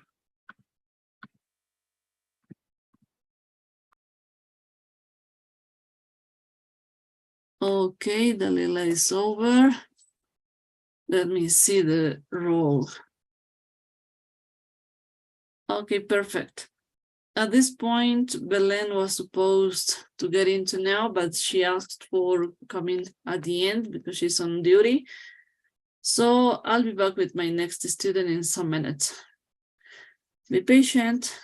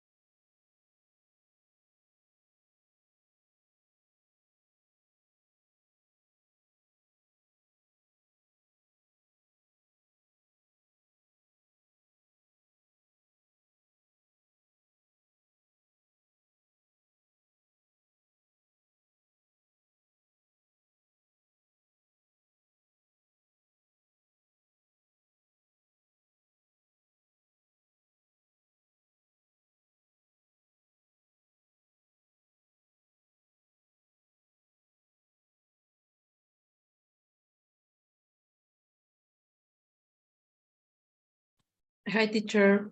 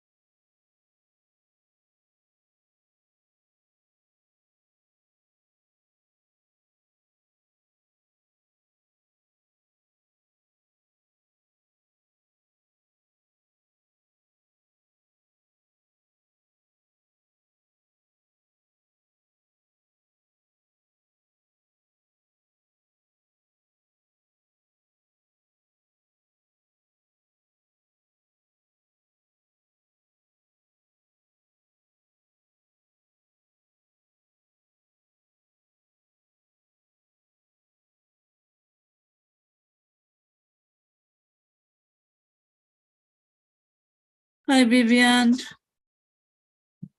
Hi, teacher. Hi, I'm sorry. I went to check my baby and she was crying. Yeah, don't worry, teacher. Yes, I'm sorry for this delay. It doesn't have to happen, I mean. It's okay, teacher. No problem. Okay, thank you for understanding. Well, Vivian, let me see. Did you have enough time to check the slides? Yes, teacher. Perfect. Do you have any question maybe? Yes, in the slide number 27. 27, okay, about fractures. Yes. Pathological fracture and fatigue or stress fracture. Okay, perfect. For example, when you have osteoporosis, it's a pathological situation of the bone, right? Yes. If you stress this osteoporotic bone, it becomes in fracture, right? It's a pathological fracture because the bone is not sane, right? Yes. It's not as strong as it could be, as it should be, right? Talking about a fatigue or a stress fracture is that situation when a repeated trauma, a minor trauma, is happening all the time in a period of time. And according to the previous situation, we can say if there is a pathological situation like osteoporosis, it can become, for example, in elderly people, the stress fracture is very common, and you can watch like this. Just the buckle, the inflammation around the bone, and in another views, specific views, you can catch the fracture as a fact. And this view is not so clear. Just because of the buckle, we can infer that it's a pathological fracture and a stress fracture. Okay, teacher. When you got arthritis like this, or Juanetes, yeah, or Gori, it's easier to check these fractures because patients cannot walk too much. In order they stop walking because of pain while doing this kind of activity, muscles are not strong enough and the muscles get in atrophy. Following this atrophy, bones receive less protection and then they are easy to fracture when they step on a stone, for example. Okay. Is that, now did you catch the meaning? Is that easy to catch, I mean? Yes, it's okay. I understand it. Okay, perfect. And then I have another question. Yesterday you said that when we are writing the complaints of the patients, we need to say it in the past. Yes, everything in past. Okay. When we talk about a patient, when we receive the information and we must write down our report, we do it in past because when we are writing down, we evaluated the patient. We made everything, right? But if you write down in present, you are showing that you are at the moment evaluating the patient and writing down at the same time, and it's not correct. This is not the process when we work out. That's why it has to be in past. In this third bubble, we speak in Spanish because we talk about the pathology as a general view, supporting a symptom. But in the two previous bubbles, we are talking about a specific patient. That's why these ones are in past and this one is present. For example, heart attack, the usual presentation in heart attack is chest pain, right? Yep. The patient presented with chest pain. Okay, teacher. Okay, is that clear now? Yes, it's clear. Thank you. Okay, perfect. Any other question, maybe? No, teacher, everything was okay. Okay, great. So let me see. About this, the C/O, is that clear, the idea how to start with this abbreviation? Because it's one of the most common in order to use.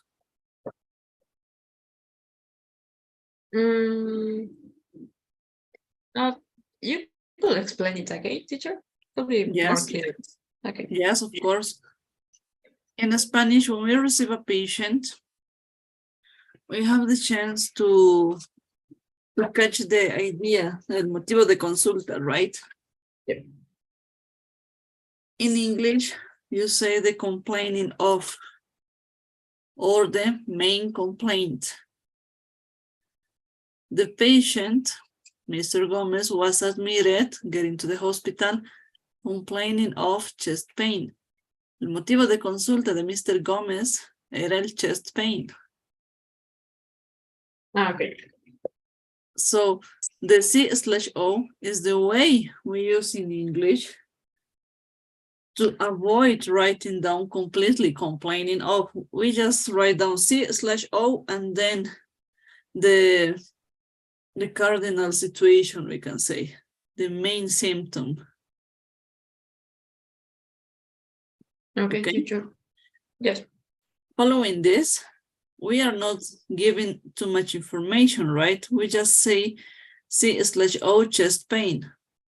We know that the patient is with chest pain, and that's enough. We are just going to the point, showing the most important situation at the moment for the patient. We don't have to make a great support. We don't have to round ideas. We don't need to speak or to use the patient expression, right? We need to use medical terms in a properly way. And we are going to practice this way of writing down next week. So it's possible to make it from this because we need to catch this idea completely. We are going to use it a lot. Okay? Okay, teacher, it's okay. Okay, now it's easier to catch the idea, right? Yes, it's very clear. Yeah. Any other question maybe? No, teacher. Okay, about symptoms, is everything clear? How to try to translate, to exchange from the patient expression to the medical term? Yes, I was thinking that malaise, it's okay to say that? Yes, malaise, perfect. It's like, well, in Spanish, malestar general. Yes, great. Okay. That That was certainly is. For example, when you have synonyms like this, according to the situation and the context, you choose which one is the correct to write down.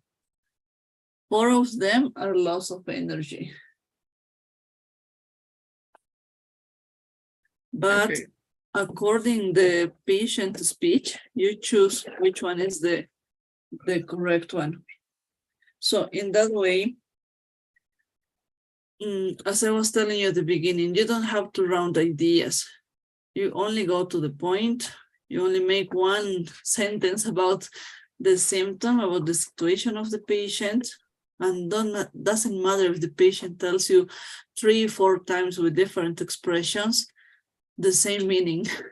You only choose one to describe the problem. This is a hard exercise because sometimes it's not easy to catch which specific one they are trying to describe. But while practicing, well, through the time, it's easier to make. Okay, teacher. Okay, so practice on this. About this list, any question maybe? I sent lots of symptoms. No, teacher, I was practicing those. Okay, perfect. Practice all over them. And if there's any questions, send me a message by WhatsApp to solve the doubt, okay? Okay, teacher. Okay, Vivian, I'm sending you the pool attendance. Please fill it.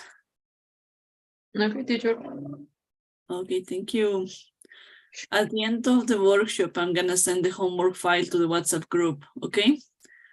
Check this and following the guidelines, we can solve all the file, but if there's any question, send me a message by WhatsApp, okay?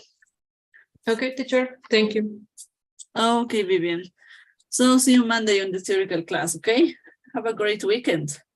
Thank you, teacher, you too. Bye. Bye. Hi, Stacy. Stacy, can you hear me?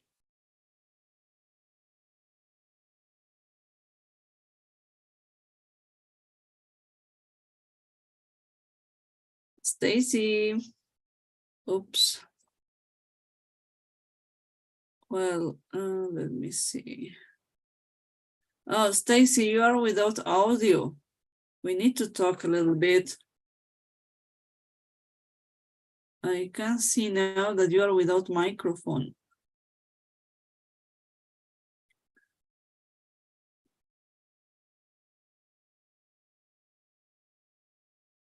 Well, I'm gonna send a message to the Zoom chat. Hi, Stacy, we really need to talk. Okay, please come with a device with microphone.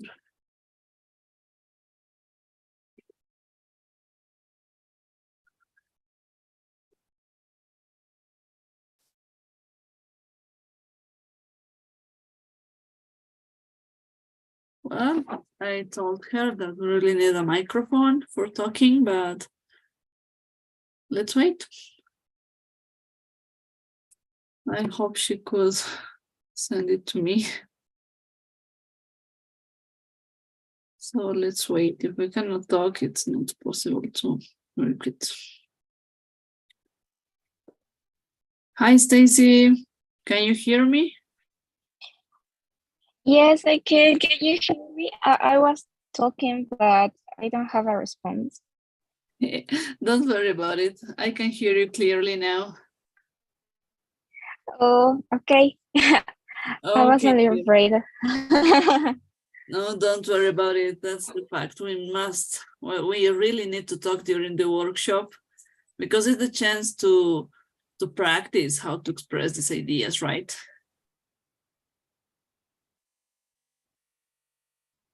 Oops, again. Yes. Can you hear me well, or maybe I don't know, for looking for another earphones? Well, at this point, I'm hearing you not so clear because it has disturbances. Let me send you a message to the chat Zoom, okay? Okay.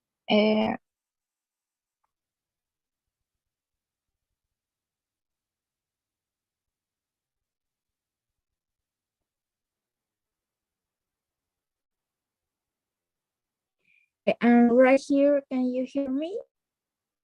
Yes, it sounds better. Okay. Yes, it's a little bit better. Okay. Okay.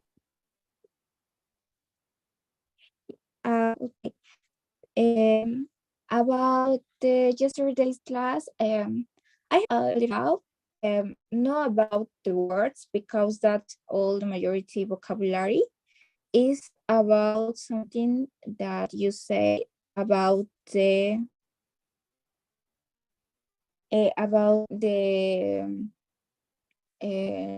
clinical history. You say that we have to write translating the things that the patient says to the medical terminations. But to the medical terminology.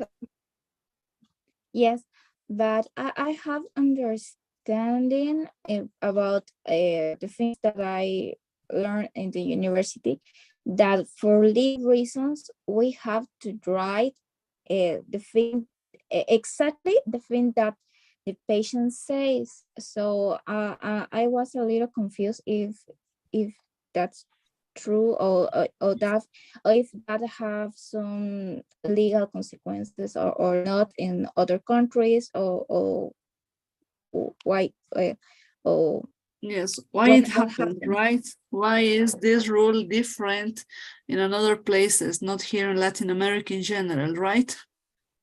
Right, exactly. Okay, let me explain it to you. In Latin America, because our population is so, we can say, so extreme, we don't have the chance to trust on their memory. Because as Latins, we usually look for our benefit. Okay, and it happens. It's a cultural reason because through the history and how our population is non-educated, right? Right. That's why in Latin America, we write down exactly the terms the patient said. And sometimes we need them to signature and maybe make the press of the thumb, of the finger thumb, to be sure that they are recognizing their words, right? Right. And so if my patient says something that is strange and could have a lot of meanings, or could be a lot of things, I have to write the thing that I think that is, or what can I do? Okay, going to the English, to the American and British clinical history for giving you the best example. My dog is barking. Well, give me a second. I'm gonna take her away. It's a dog on my street too, so don't worry.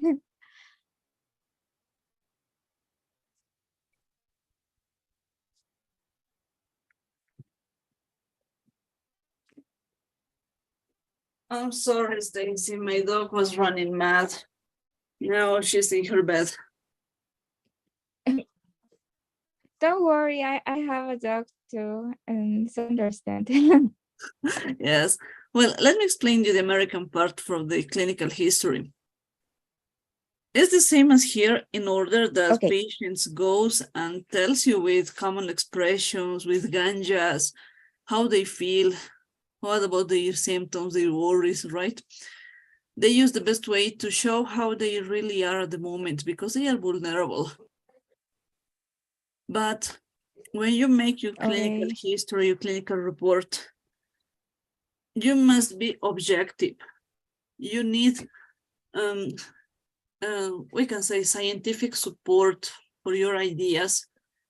And you have to try to write down in a uniform way for all of our colleagues. I mean, you don't use the patient expression in order to avoid loyal problems, for avoiding multiple interpretations of these ganjas or ideas. Okay? Okay. It's the opposite situation from English, from American or British clinical histories than in Latin America, because the culture, of course, is different. That Yes, of people, course. yes, Americans and European people in general don't go to the doctor because they have a broken nail, as sometimes happens in Latin America. They go because they really need it, in order because these services are too expensive, are not too easy to reach. They take care on why they go, and they try to support this information, and they recognize that they really need attention. Here, we don't have the same situation. Yeah. They We can go when they really feel bad. So when you make your clinical report, you only go, well, you just go to the point. Don't route ideas, don't use ganjas, just medical terms. Because if you have the needed to send this patient or to refer this patient to a specialist, you send him with a letter of referral, and the letter of referral is with medical terms. If you consider necessarily, extremely necessarily, then you can write down the patient's speech, showing that something is wrong in the way of thinking, or maybe a specific idea that would concern. But it's not the properly way to work on. It's better if you just use medical terms while talking to colleagues. That's the reason. It's a cultural reason. Okay, now I understand. I was a little afraid about how that works, and now I understand. Okay, it's different. We have the chance to practice on the letter of referral next week, on the on the case report and letter of referral, and the most important parts of the clinical history during the course. Next week, we are going to start with the case report. So there, during the class, I'm going to show you how to prepare this information, how to exchange the patient expressions into the medical terms. But that's a good question at this point. It's the opposite situation. It's not the same as in Latin America because of a cultural reason just, but the fact of this cultural reason is if you use, for example, this expression, the patient was feeling completely worn out as a general meaning, is like burning, extremely tired, out of mind. You have many meanings, right? But for medical terms, you only have 4 possibilities. According the findings, according everything you catch in your patient, you have to choose the best one for supporting the clinical situation. That's why we don't use this kind of expressions, because there are multiple possible ways to get the idea. Yeah, it can be confusing for a lot of persons who will read the historic clinical. Yes, for the rest of the people who might need it, it's not possible to catch the same thought than you. That's why for talking in a uniform way, in a medical term way, it's easy to make it the job, because all of them have the chance to make again the anamnesis and then get, oh, Stacy, oh, okay. Can you hear me, Stacy? If you want, you can send me a message by the chat. Oh, Hi. okay. So it was my internet goes down and Okay, you're with it disturbances. puts me out. Yeah, Okay. sorry. No, don't worry, I understand. So I was telling you, you have the chance to complete, we can say, the information with the patient, because you have the chance to make the anamnesis again. Yeah. Don't worry about it. While practicing next week, we are going to have more details about it, but it's a good question. The loyal situation is the basis of this, and the cultural reasons, because we are different. We are like checking the 2 faces of the coin, right? Yes, exactly. And it's good to know the difference between both places, because like you say, are a cultural difference that sometimes we don't think that could be. Yes, sometimes we didn't take them in count, but it's important to consider, because sometimes without the intention, we can say, we can commit a mistake, right? We can be Yes. offensive by accident. Yes, exactly. Or do something wrong, like if I wrote like the patient says, maybe the other doctor can say me, you do this bad. It's all bad. You that doesn't understand, Yes. and you have to do it again. Or yes, or maybe and make a I misinterpretation when he think thinks something so different from you, right? yes. Everything all over the That's world in so English. thank you. Yes, all over the world in different countries, when you write down in English, you don't use your own thoughts as a general idea. You must follow the protocols, must follow the guidelines, the Yes. information that is already prepared. And that's the objective way of working. It's more formal. Yes, extremely more formal. Yes. You don't have the chance to It's more formal. give an extra idea. If you don't follow the steps, you're making a mistakes and you are going to fail. So that's important to take it in account. Yes. Yes. Good night, teacher. Thank you for answering my question. Okay, Stacy, at the end of the workshop, I'm gonna send the homework to the WhatsApp group, okay? Check the file. Okay, thank you. Okay. Good night. Good night, Stacy. See you Monday. Have a great weekend. Thank you. Okay, bye-bye. Hi. Hi, teacher. Hi, Melissa, right? No, I'm Fernanda. I got mixed. I got mixing. Melissa is my sister.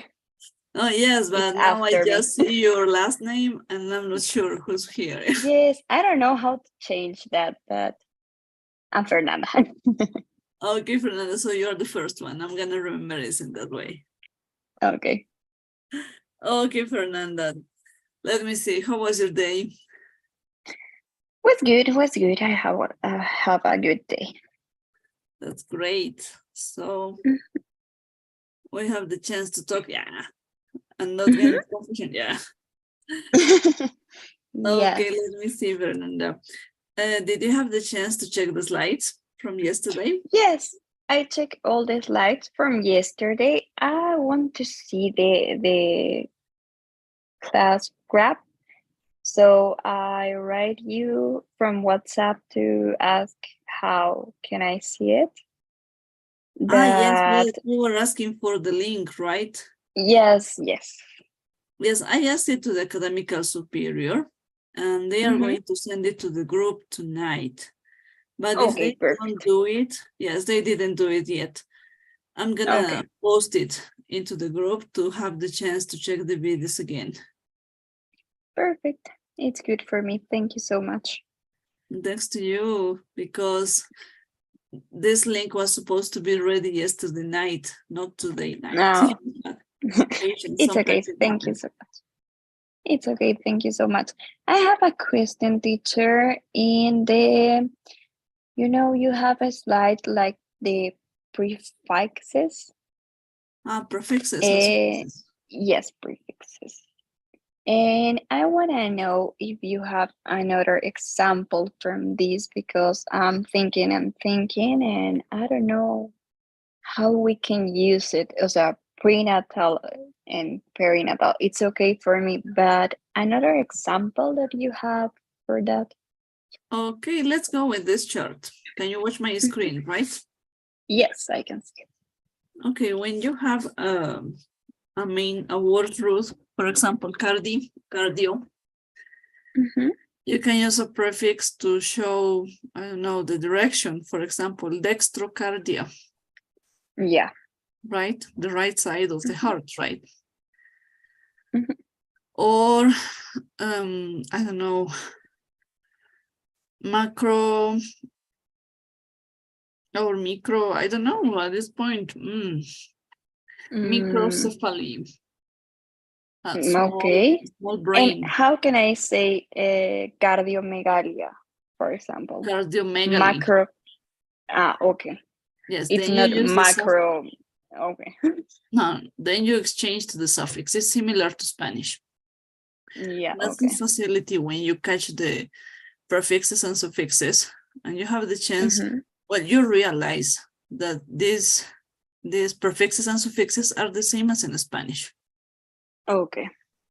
So it's easier to catch the meanings and to realize that it's not so different from English, because both languages in order are coming from Latin. They have lots of similar rules for constructing the words. So it's okay. easier for me. And what is the word for like this? Because we use these like I don't know, like something pathologic or something like that, like distóxico. Sí, un Dysfunction. parto que serían distóxico y Yes. eutóxico. Yes, dystocic. This is the prefix. This. Distóxic. Yes, and eutosic. It's good. Yes, eutosic. Okay. Eutosic, or well, for example, I'm extremely dystocic into my shifts, and nobody wants to be with me in the emergency room. Okay, that's And good that's for the me. truth, yeah. So you catch it, right? It's a good example and a good word. Okay, perfect. Yes, one of my colleagues was so eutosic, and I was used to check, for example, 50 patients in 4 hours, for as an example, and my colleague, as eutosic he only checked 2 or 3 in 4 hours. You can realize the differences, and that's true. Nobody wants to be with me in the emergency room.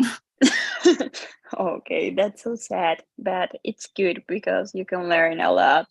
Yes, Patients, a lot of people. It's good. Yeah, I think it's funny. It's funny, man. Yeah. The ones who really love their activity stay with me. Yes, that's good. Yeah. Okay, perfect. And another question that I have is from traumatology. Okay. When you say like a fracture, it's like the name of the fracture and then you say the place of the fracture. And I don't know how to say, I don't know how to explain. When you have a fracture in the cortical or something like that. Yes, O sea, cuando es como la cortical o cuando es fractura en los niños, que es la fractura en tallo verde, ¿cómo lo digo? The green stick. Ah, okay. Yes, this So is the green stick fracture in kids and teenagers, right? Okay. Yes, you can see here the cortical break. That's why I said this the trace. You have the buckle, the extra volume that gets in the opposite place. And it's the green streak fracture, very common in children and teenagers. Okay. Perfect. Okay. For example, have you ever seen the chopstick fracture? Fracture like this in hips? I didn't see, but I studied that one. This one is very common in elderlies who has osteoporosis. And it will happen because they fail on a step.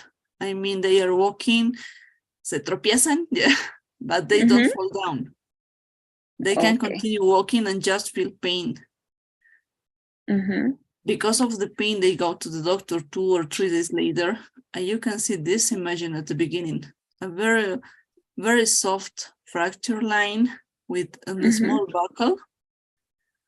But around 2 or 3 days more, when they move suddenly, the fracture becomes displaced, and it's like a chalk. When a chalk gets broken, has the similar the structure, we can say. The chalk stick fracture, well, it's very common in elderlies or in obese people. Oh, okay. Yes. And another question, esguince is the same name in English? You have some grades or something like that, like in Spanish, or is different? About the sprain. Strain is in English? El esguince? Yes, it's the same. Let me open. Now let me share again the screen to show you a picture that at this point I have in the website in Chrome. If we have Google Chrome, let's use this, right? Let's use these devices. Yes. Okay, we have the sprain and the strain. Okay. Okay, we have this. The classification was open here. I lost it. Oh no. I'm gonna find it. Don't worry, it's in this page. I have a classification. Okay, it's here. Okay. Grade 1, grade 2, and grade 3, or first grade, second grade, and third grade. According to the doctor you are talking with, you choose how to give the expression. It depends on the colleague who's working with you because it's not the same. And how you can explain a sprain? It's like you have an sprain because your muscles was broken? No, it's not the muscle. It's the ligament that becomes broken because of the bend of the... It is a sprain, and a strain is the muscle, right? Yes, a strain is the muscular structure that became broken, or un desgarro, became hurted. It's the same. You had an extremely stressed movement, non-appropriated one, could be because of the activity or something like that. And because of this stress, the muscle gets hurted and it's almost broken. Straight the muscle, right? Yes, stress. The muscle. Stress. Yes, the muscle gets stressed out, get too much strength and couldn't stand it, and became a little bit broken maybe, or completely broken, who knows, according to the grade of this. And because of that, the muscle needs to stop its activity, right? Yeah, and how you explain in this sprain? The sprain. Mhm. Okay, for example, you could say to your patient, well, in order you were making your activity and your ankle gets bent, your ligaments were not strong enough. And because of this extremely stress out, it became broken. Okay. So according to the grade, that of course is under studies, we decide the last, the third grade, yeah, it's the treatment. broken. Yeah, the third grade is for it's surgery. broken. Yes, for The surgery. second Yes. one, it's like just desgarro. How can I say Yes. desgarro? The strain, yeah. Okay. The And ankle the sprain, first grade, well, the first grade, you can say this. The first grade is still broken, but not in the complete structure. It's less than the 50%. It's not too big. You need to relax. You need to use some cold painkillers, and that's enough. And NSAIDs. Okay. In the second grade, you need a cast, or if you prefer a cast or a splint, to get fixated or not moving more, because the ligament becomes broken around 50 to 70%. It's not still completely broken, but you have to take care of this. If you move this and you stress out it again, it's going to be broken completely. And the third grade is for surgery. Surgical treatment, no other way. Yes. Surgery, and then splint or a cast, according to the traumatological decision, we can say. The specialist is going to decide how to immobilize it, how to fixate this structure, and then physiotherapy. Okay, and in this point, we have la ruptura del tendón de Aquiles has many signs that are important, like el signo de la hacha. Yes. Y esas cosas, ¿tienen un nombre igual específico en inglés? Yes, of course. We have here the Achilles. No, it's, what is that? Achilles tendonitis. No, I had it. Well, as I was telling you yesterday, I didn't write it down. The name, the Achilles, the broken tendonitis. The Achilles broken tendon. Yeah. Let's do this. We are almost out of time. Let me send you a message. Does the signs in a list to get the doubt out, okay? Okay, it's good for me. Because I have to organize the idea, because I get them on mind, but they are mixing. And let me send you this message during the workshop or at the end, okay? But I'm gonna do it tonight. Yes, of course, it's good for me. Thank you so much. Okay, perfect. So, for example, let me remember the signo de la hacha, right? O el signo del hachazo. Exactamente. It has a specific name, but it's the, no, not developers. I don't remember exactly. Let me check it again and send it to you by WhatsApp, okay? Okay, thank you so much, teacher. Okay, Fernanda. I send you the pool to take attendance. Please fill this. And on the other hand, at the end of the workshop, thank you, I'm going to send the homework file to the WhatsApp group, okay? Okay, teacher. And how can I present the homework? How we are going to do it? I don't know if you say it, but I didn't listen. It's in the guidelines of the homework file. Don't worry about it. Okay, thank you so much, teacher. Yes, don't worry about it. Okay, so see you Monday, my dear, and have a great weekend. Thank you, teacher. You too. Have a nice night. Thank you. Bye-bye. Bye-bye. Hi, Pamela. Hi. How are you? Hi, Pamela. Everything. You have two devices connected. Two devices. No, I'm just with one. Okay, because I was hearing an echo, but don't worry about it. Okay, let me see. How was your day? Everything okay? Yes, everything okay. I was hearing that there's a homework. I am lost about that. I don't know if I heard that yesterday. Yes, well, I'm gonna send homework at the end of the workshop because well, I usually send homework in that way. So don't worry about it. It's gonna be into the WhatsApp group. The homework is coming from the slides, the first and the second presentations. And well, you have to follow the guidelines in order to complete all the information. And there is the explanation how to send me the file. Okay. Yeah, I was a little bit lost.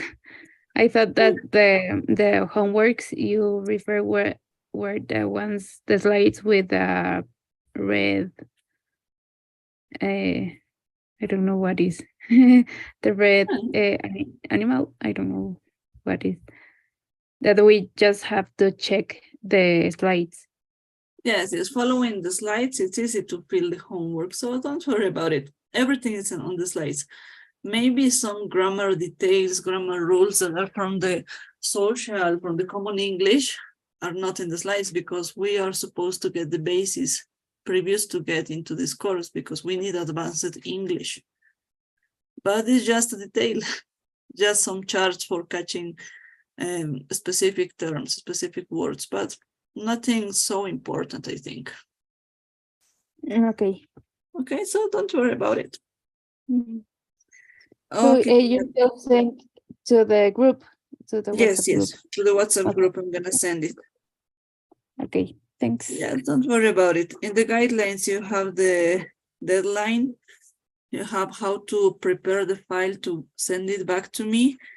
And well, everything is clear in the guidelines, how to make homework, and everything has to be handwritten, not typing. Okay. Okay. Okay, thanks. Oh, okay, Pamela. According to that, yeah. Did you have enough time to check the slides from yesterday? Yes, I checked and I wrote some words that caught me the attention. Okay, perfect. Let's start. Do you have the number of the slides? No, I just wrote down. Okay, tell me. I think I can realize the slides.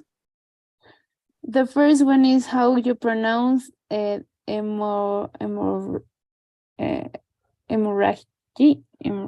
I don't know. Hemorrhagia. This one, right? Yes. Okay. Hemorrhagic and hemorrhagia. No, you have hemorrhagia. This hemorrhagia, the second one, and hemorrhage.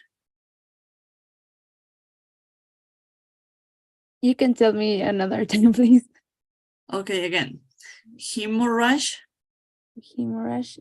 Without the E. Hemorrhage. Hemorrhage. Yes, until here. Hemorrhage, and then hemorrhagia. Hemorrhagia. Okay. I'm sorry. Okay, hemorrhagia. Yeah, okay. And the other is meningitis, but in plural. Meningitis is well pronounced. Meningitis. Meningitis. Yeah, okay.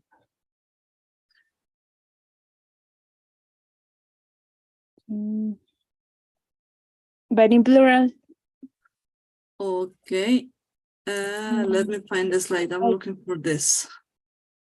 Give me a second.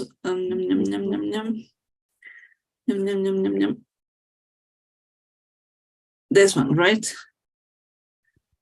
This, meningitis, meningitis. Okay, meningitis.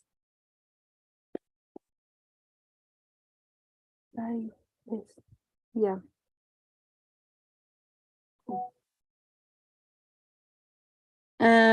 Other word I didn't know how to say is phalanx. Which one? I'm sorry. Phalanx, the joints Okay. of the This one, right? yes. Okay, phalanx, phalanges. Phalanges. Okay. Other question. In one of the slides, it was that in case of note we have to put CO. But Yes, the complaint, right? This one. yes.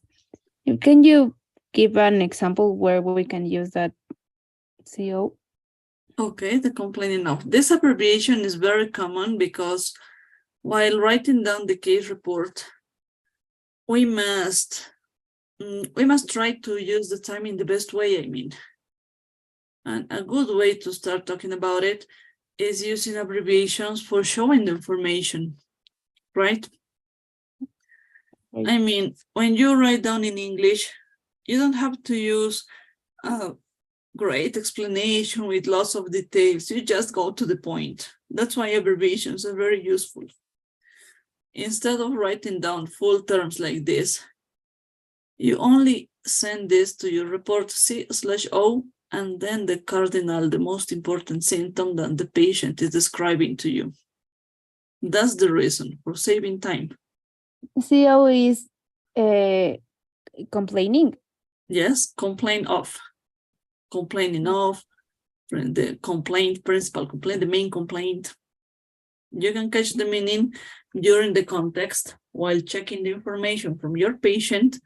And you know that when you watch C/O, that's the principal reason why the patient is going to the medical appointment.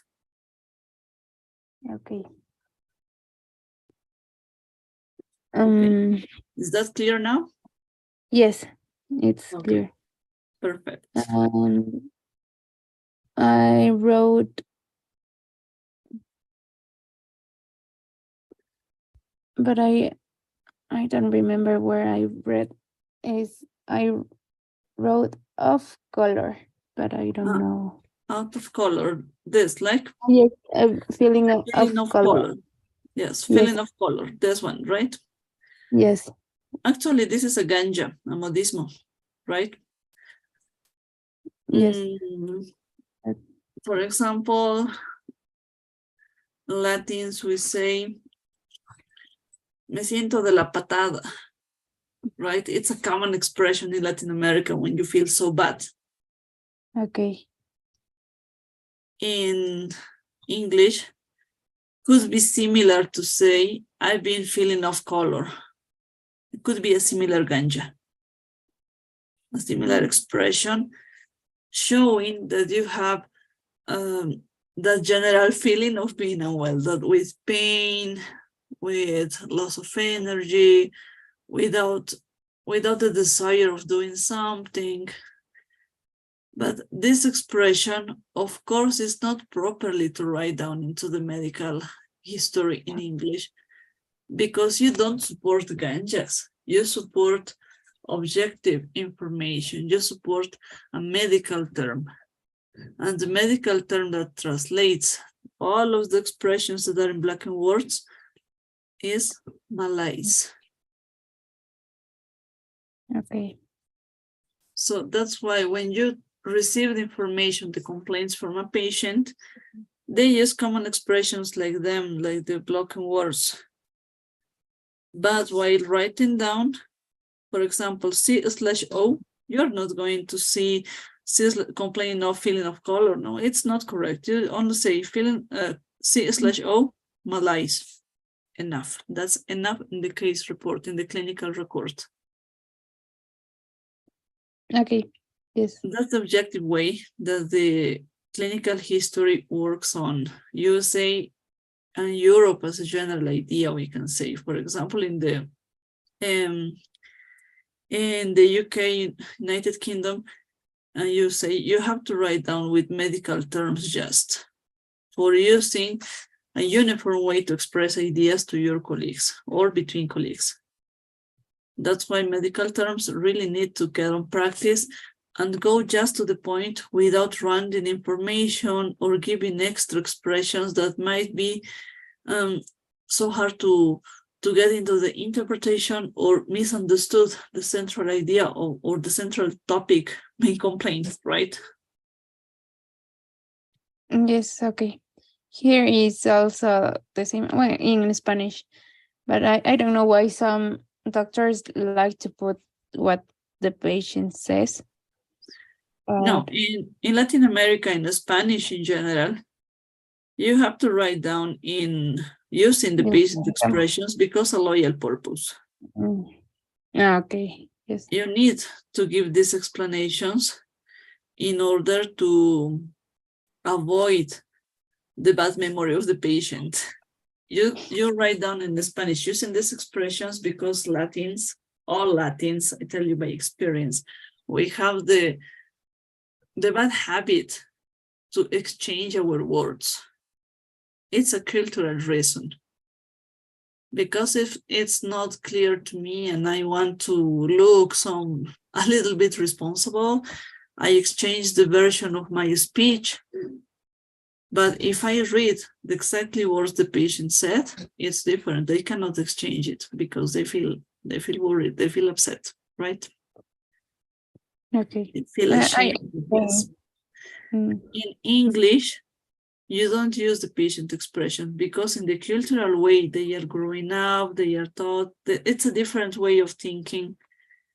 You only use the terms, these terms, the medical terms, for not mixing or not giving the space or the step of misinterpretations or exchanging the interpretation from one colleague to another.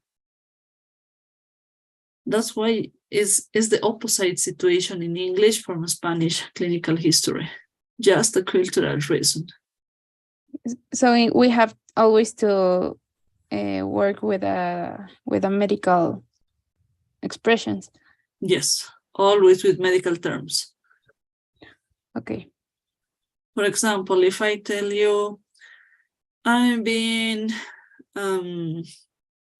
losing water for around 7 days.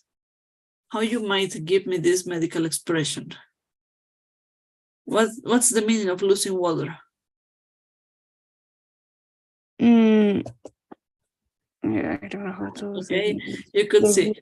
There's the chance. You have two possible ways to get this interpretation, and it depends on the findings you get from your patient. Could be diarrhea, or could be pollakiuria. Yes. According to the findings, you decide diarrhea 7 days, for example, or pollakiuria 7 days, and then the rest of the findings. It depends on the situation to get the correct interpretation for these expressions. But if you just send me losing water, I'm out. I have to start again everything. Yes. Okay. Okay. Oops, our time is over. Yes. Okay, let me send you the pool to take attendance. Okay, Pamela? Okay, thank you. Okay. Can you watch the pool? Yes. Perfect. Okay, so until the end, Pamela, I'm gonna send the file of homework, okay? Okay, thank you. Okay, see you Monday. Have a great weekend, Pamela. You too. Bye. Thank you. Bye-bye. Hi, Natalie. Good night, teacher. Good night. How was your day?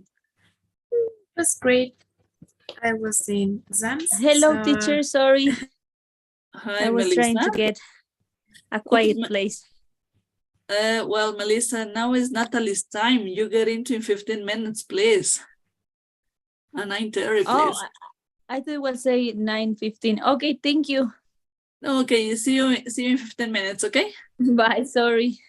Bye, Melissa. Okay, Natalie, I'm sorry. Don't worry, teacher. Okay, tell me. Okay, let me see. Did you have enough time to check the slides from yesterday? Yeah, and I have some questions. Perfect. In the part of gastrointestinal symptoms, Gastrointestinal symptoms. it says Here could be. globus, lump in the throat. Like I can't understand it. Do you have the number of the slide? No, I don't remember. I think it's Maybe here? yeah. Okay, perfect. Let me see. Globus. Yeah. A lump in the throat. Okay.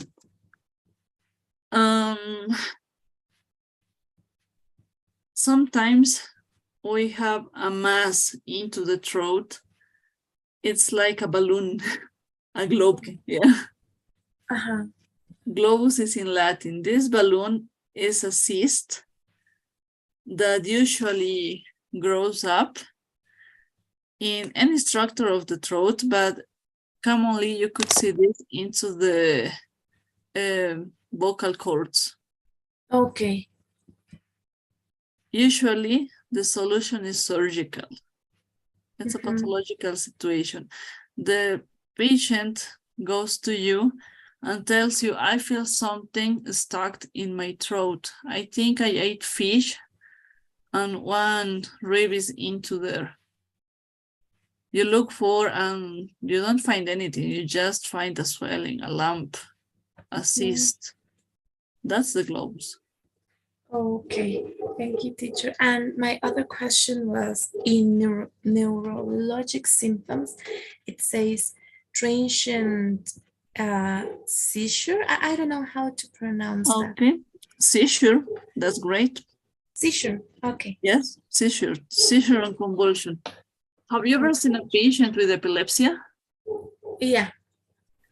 That's sudden movements with muscles and limbs on the body. That's the seizure. Okay. According to the origin of the seizures, you could say if it's epilepsy, a pathology as a fact, or maybe just a transient one, because fever, because of tumor brain, because, I don't know, hydrocephalus, well, we don't know.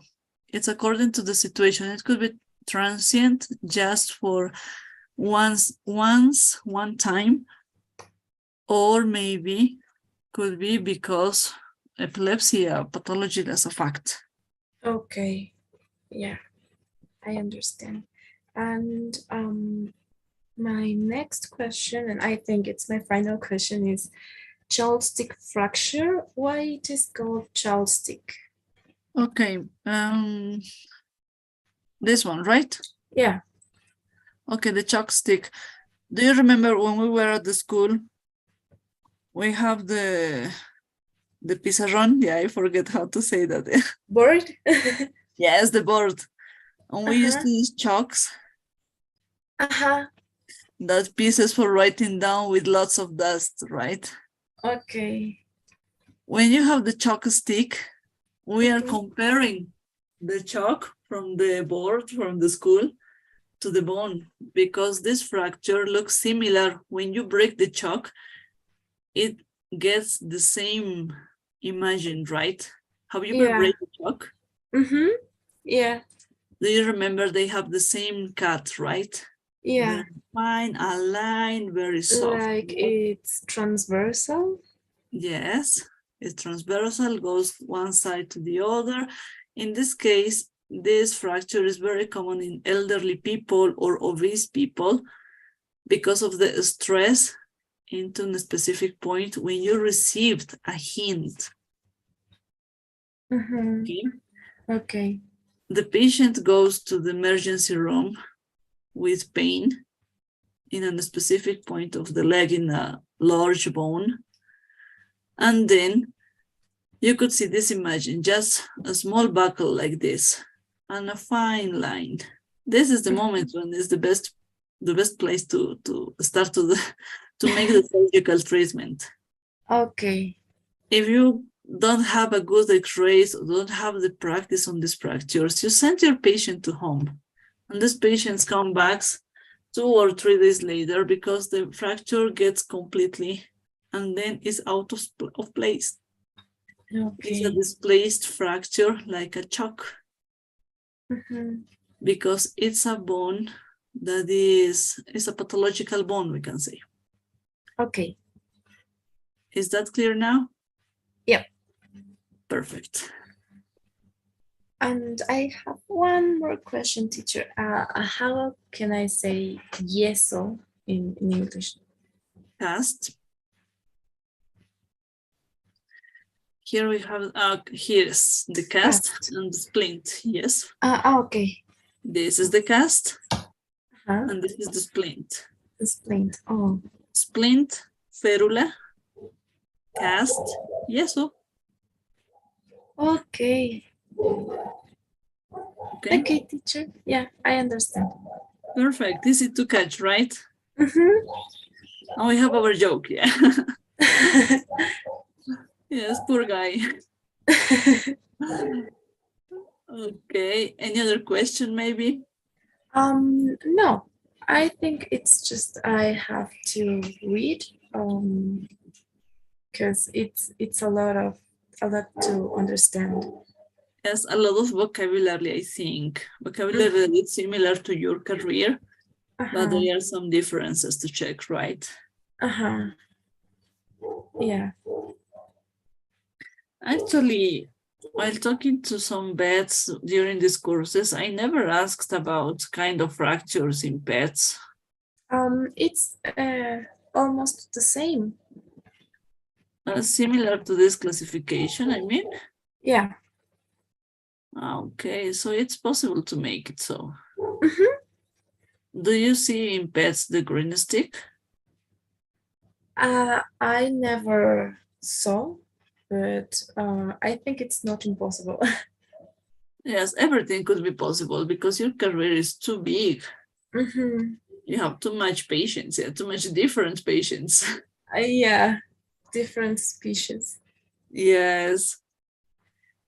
Wow, but that's great. My son wants to become a vet. Really? Yes, he's 11 now, but since he was 5, he's telling me that he wants to become a vet. It's a beautiful career. Yes, I realize it's harder. It's yeah, but it's beautiful. Yes, of course. At least on clinical cases. Yeah. I like. Of course, to see the differences. Let me ask you something. Is that possible a cat to get pneumonia? Yeah. How it works? I mean, how it appears? I don't know. They get that disease from contact with other cats that are not vaccinated. Yeah. And so to prevent this, we need to prepare doses of vaccines when they are little, when they have 1 to 3 months. And the vaccine needs to repeat. You need to repeat it every year so they can get contagious. Yeah, contagious. Yeah, but yeah, they get the disease.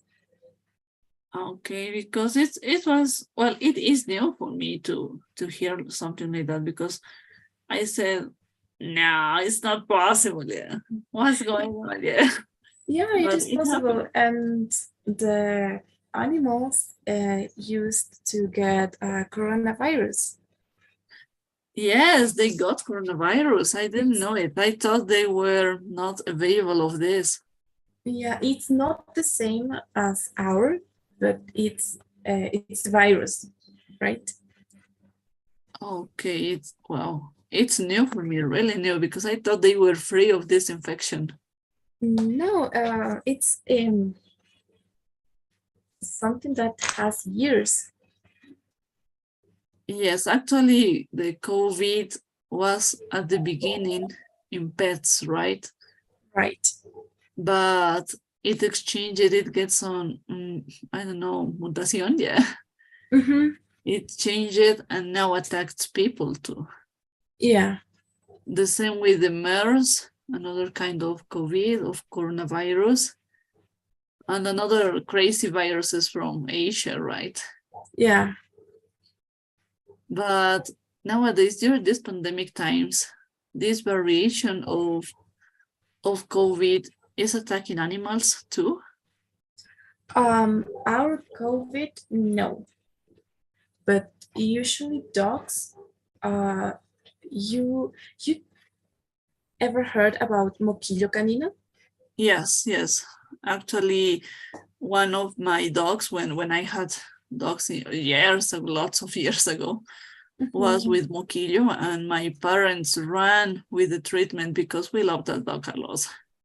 Yeah, so the coronavirus in dogs, it's similar, but it's not the same disease. What's the difference between moquillo and COVID with coronavirus, because it's not COVID? The coronavirus in dogs can be treated, and it has a high percentage. I think it is. Yes, it's correct. It's a correct expression. Yes. Of ser tratado. Okay. They have a high percentage of recovery of receiving recovery. Treatment. Yeah. Okay. So the moquillo, it's now has a treatment. Now we have more options, but before these options, it's a disease that it's terminal. Could be mortal. Yeah, because it attacks to nervous system. Okay. I really didn't know it. Yeah, now it is treated with immunoglobulins. So expensive. Yeah, and when the people needs to get cheaper treatment, we use serum. Yeah. And vitamins, minerals, just to help the body. Okay, but it's non-specific. Yeah, but we don't guarantee that the pet is going to survive. Of course, you cannot warranty this. Mm-hmm. Also hard. Poor pets. Yeah, it's really so sad. Yes, looking them die like a candle stopping, right? It's not easy. Yeah, it's really sad, but I think when you get more, it's more common to see this. It's like normal. You know how to be strong with these situations. Yeah. Okay, you know how to support the situations, right? Yeah. Wow, but it's not easy. Why? No. Well, No, I don't know. well, patience, you are so brave. Pets are, it's so different. Yeah. Well, patience. Well, thank you for your information. You helped me so much to understand a little bit. Don't worry, teacher. I have a question, teacher. This you are recording all the classes, right? Yes, all the theoretical classes. You're going to upload it? Yes, well, actually, I'm gonna send the link to check them on YouTube. you have the chance to review the information there. Okay. Okay, perfect, Natalie. So at the end of the workshop, I think I can do it, okay? Okay. Thank you, teacher. Okay, Natalie, so see you Monday, okay? See you Monday, teacher. Bye-bye. Bye-bye. Hi, Melissa. Hi, teacher. Sorry, I thought it was 20. Yeah, 8:15. No, don't worry. There is no problem. We are here now. Yes, yeah. How was your day? Yeah. Everything okay? Was good. Yes, a little bit busy, but good. Perfect. That's the point. It has to be good, right? Yeah. How you feeling with the pregnancy? Well, extremely tired, but Yeah. well, it's the last part. No, but I'm crossing fingers because at this point I'm 32 weeks. Yes, and I have to expect to taking rest as much as I can. Yeah. My previous baby was premature.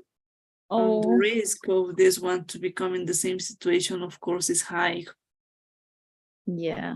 So I try not to move too much. Yeah. That's great, and not to get so stressed.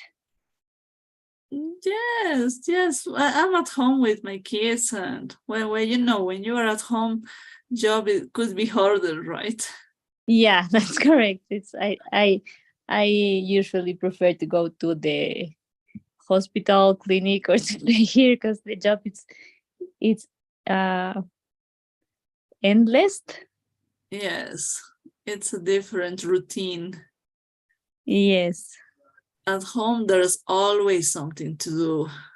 And I told my husband that I'm not going to do anything. That's the most important things. Yeah, that's good. Yes, my previous baby was born with 36 weeks. Oh, my baby was born at 36 weeks too. Yes, and she was too small.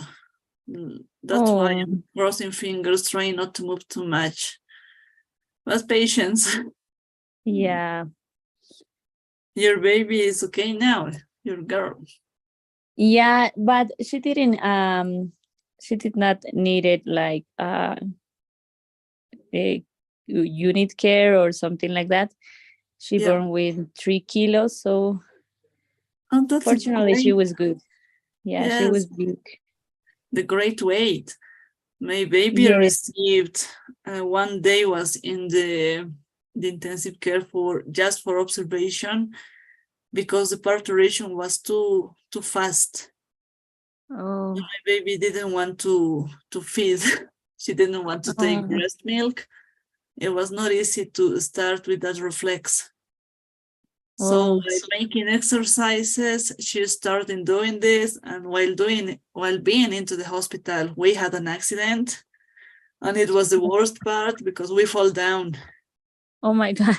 And my baby fell down from my arms, and I fell down to the floor just at the moment to get into parturition. That was awful, the terrible moment in my life, I think. Oh my God. The worst hours that I was feeling terrible. My husband was running mad, but the baby was okay. I was with more pain than I was expecting. Wow. But well, it doesn't matter. The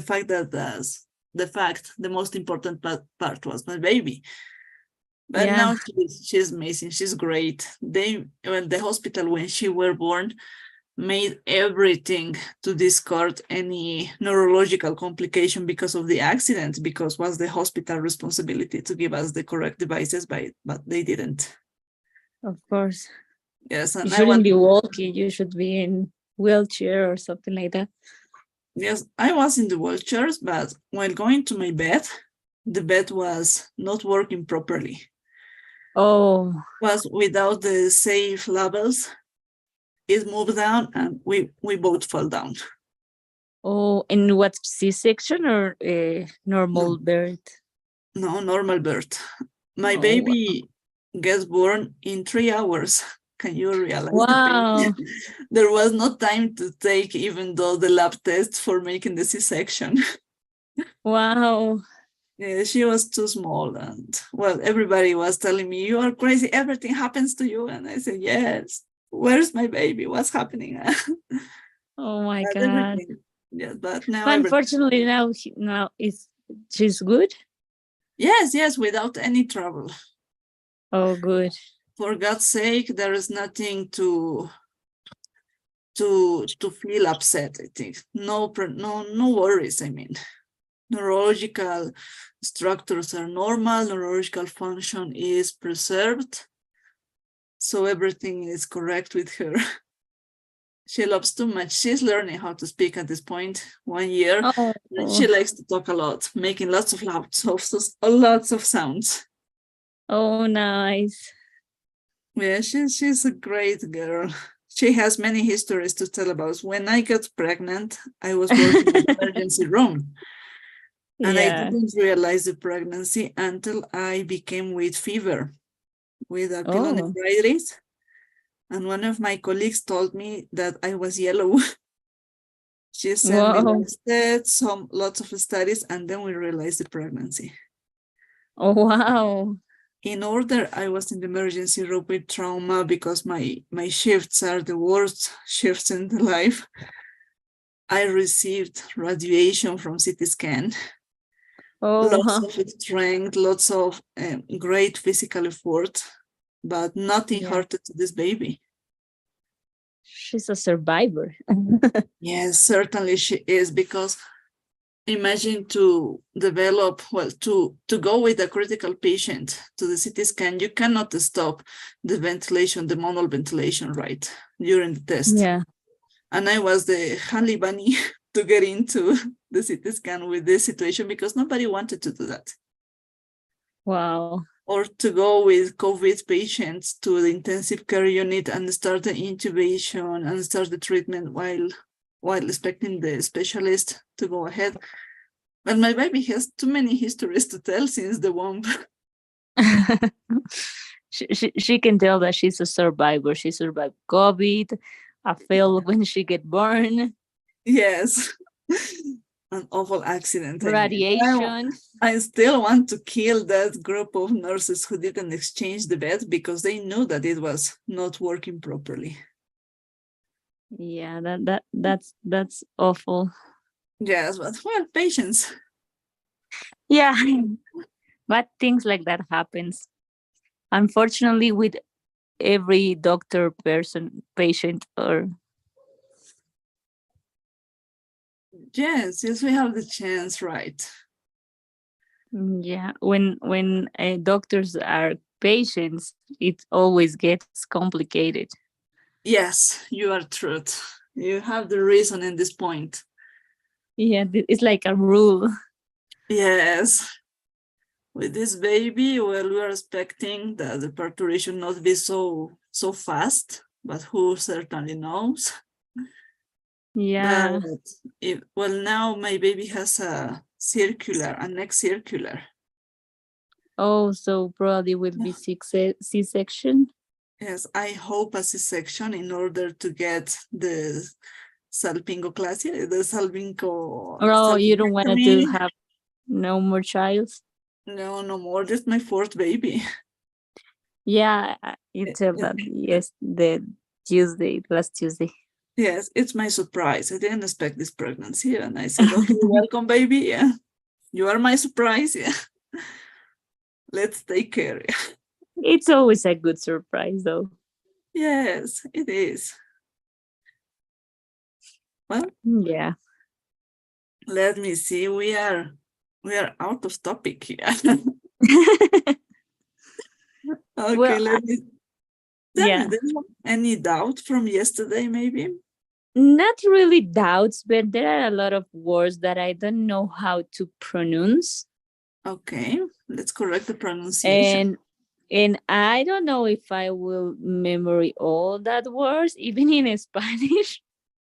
Okay. But I do my homework, I read it, and I try to memorize. But I mean, there are really same with the Spanish, but there are some difficulties to get memorized. The pronunciation that I had more difficult, it's in joints. Okay. Joints. Cartilaginosis. No, it looks like a. Cartilages. Oh, that. Oh, I'm going there. Okay, this one? Yes. Cartilaginous joint. Cartilaginous. Okay. Yes, cartilaginous joints. Joints, yes. Cartilaginous, I didn't know how to. Fibrous or fibrous? Fibrous.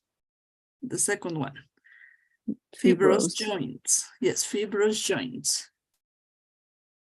Yeah, I think that was the and symphysis. Is that okay? Symphysis? Yes, symphysis.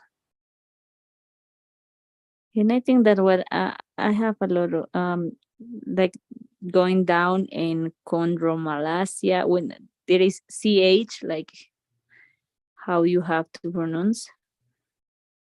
Or chondroma in pathology of the skeletal system. Yes, right that's there. right. It's chondro. So you just say the C and O, no the H. No, the H. No, it's even though in Spanish you say che, yeah, che, right? Yeah. The CH, but in English you don't have that trouble. You avoid this pronunciation always. Okay. Just chondro, chondromalacia. And I also have one doubt that I always have it. When you say osteoarthritis in Spanish is arthritis, right? And in just arthritis is arthrosis, I think. No, arthritis. Like opposite? No. Arthrosis and arthritis. And it's the same in Spanish? Like yes, the same definition in Spanish is very similar. Okay, if you say osteoarthritis, it can be like rheumatic arthritis. Yes, rheumatoid arthritis. Oh, rheumatoid.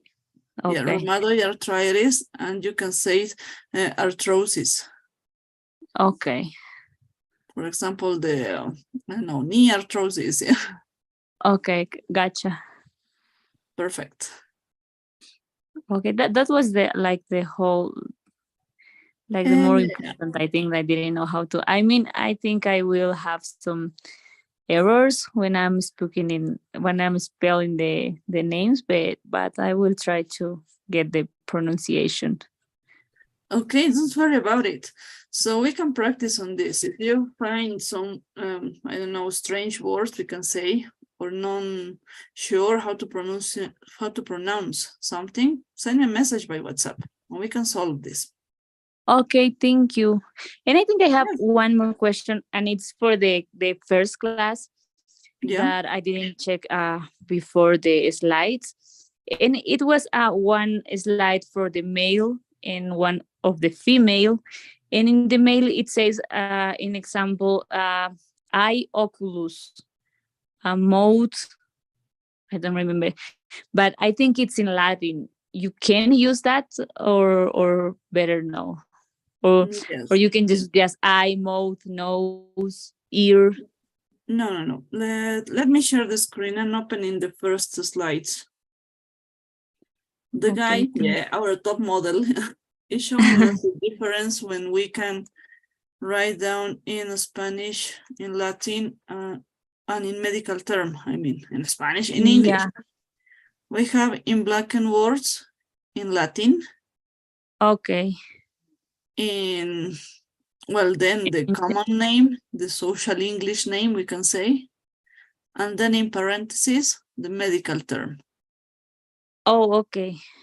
So this slide specifically is the most complete I found on the internet, showing you these three terms just in one picture in order to catch all the meanings while studying. While talking about medical terms, anatomical labeling references of the superficial anatomy, you have the chance to use one of them in Latin and in medical term between colleagues, of course, and for patients, of course, the common English term. It's your choice at the moment. And when you describe like in the medical history, can you use like the common term or you have to use like the medical term? In example, I'm describing breast, I found a mass on left breast, or I have to say left mammaries. It's better to use the medical term always, because while writing down in English, in the clinical record in English, the clinical history, I don't know, the case report, the letter of referral, you are talking to a colleague, right? Yes. And colleagues always expect to read their own language. It's because of that reason. The same Okay, I in see. Spanish, we expect to read some terminology in medical terminology, right? But Yes. sometimes there is no, for example, let me see an example. Well, the common term, for example, in breast, nowadays is the same as a medical term accepted. Okay. If you go to the formal ways of writing down, it's better to use mammary. Okay.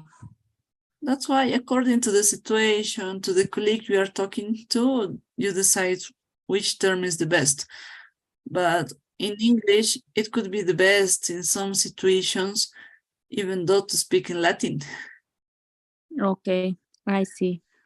Yes, it depends. It varies a lot between a professor, for example, and varies when you talk to a, I don't know, to a relative, to your colleague, to the one that is on duty with you, right? Yeah, I see. Yes.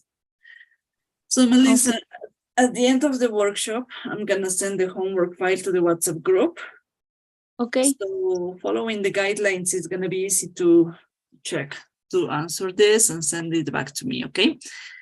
Okay, But teacher, if thank you there's very any much. question about any details, send me a message by WhatsApp and then we can correct it, okay? Okay, will do. Thank you very much. Have a good night. Thank you so much. Have a great weekend. Here's Thank you, to your you too. baby. Thank you, same to you. Bye. Thank you, bye-bye. Hi, Daniel. Daniel, can you hear me? Hi, teacher. Good night. Good night. How are you? How was your day? Fine, thanks. Everything okay? Yes, teacher. That's I was great. checking the material that sent yesterday. Okay, you were checking the slides. Yes. Perfect. Do you have any question about it? I have one in the muscular part. Okay, the muscular system, okay? Yes. It's in the part of, let me see. Here in the word parts. Okay, here. Excuse me? Could be this one, or do you need this one? This one. Yes, in the word part. Yes, exactly. Is in the word of plagia. That it This means paralysis, but also can mean a stroke. Yes. Oh. Hemiplegia, Okay.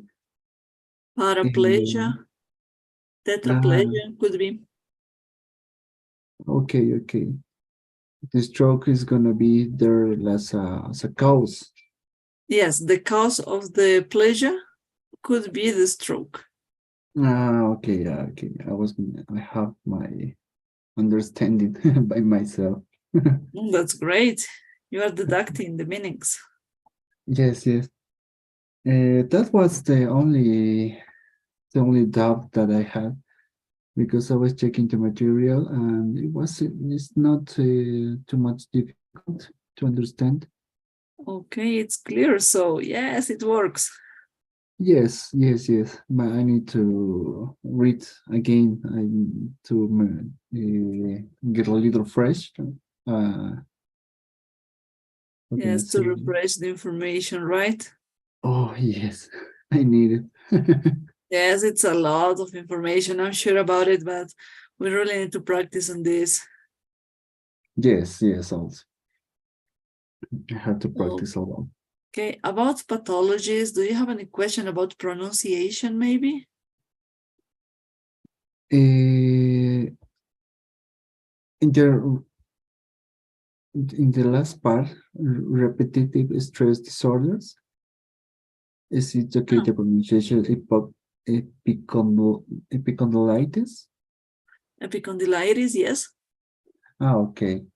Yes, I was having only doubts on the pronunciation part. Okay, how about this? Polymyositis? Polymyositis. Polymyositis. Ah, okay. Yes. The same like this, myolysis. Ah, okay. Okay. Myelitis. Okay, okay.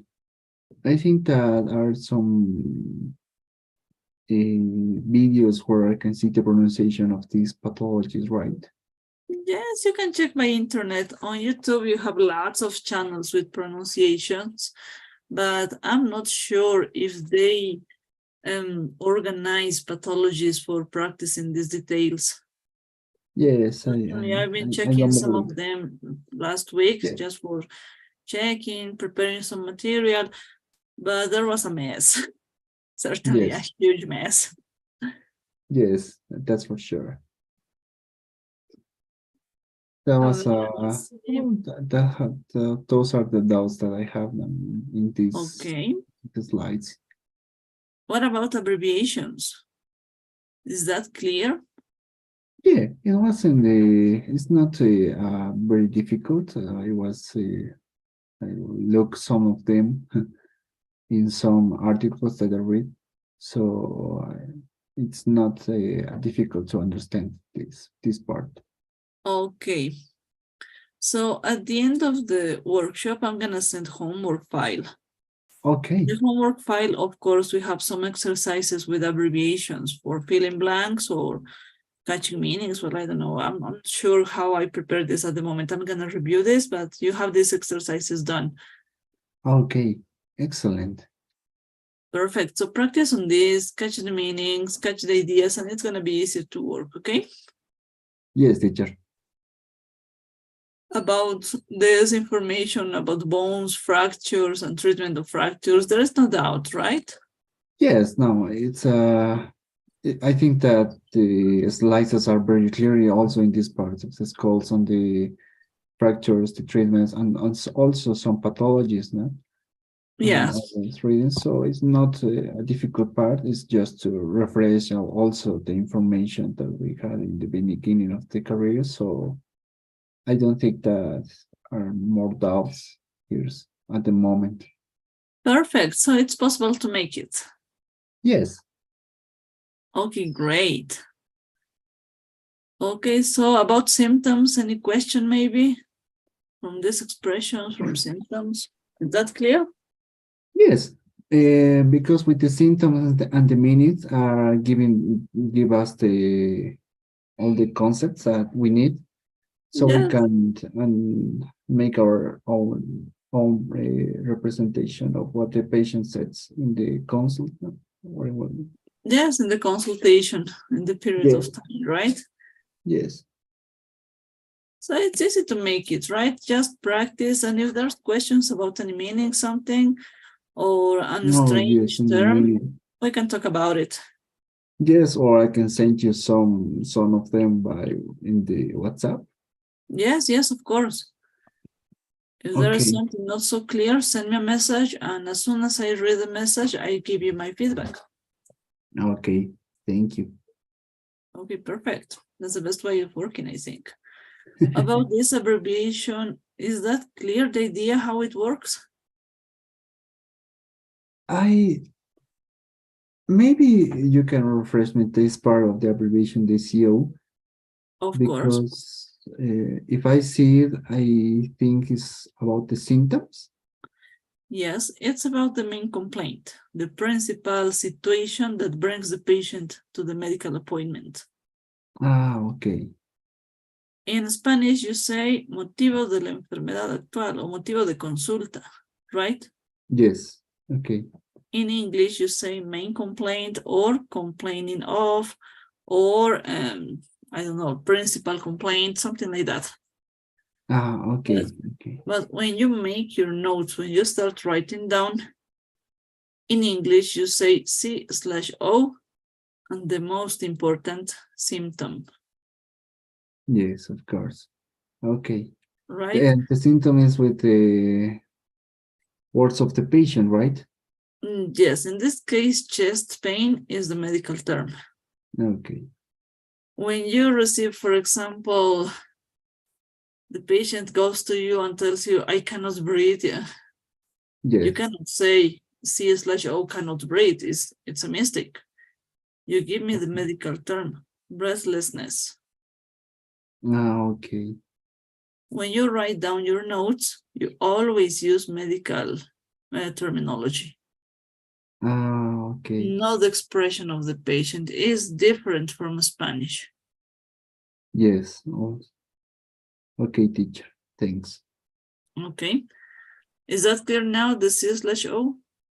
Yes. Yes, In teacher. English, you prefer, well, doctors prefer to use abbreviations in order to save time and use a general vocabulary in everybody, because during the context, you can catch up the meanings and then give the correct explanation about the situation to your colleagues. Okay.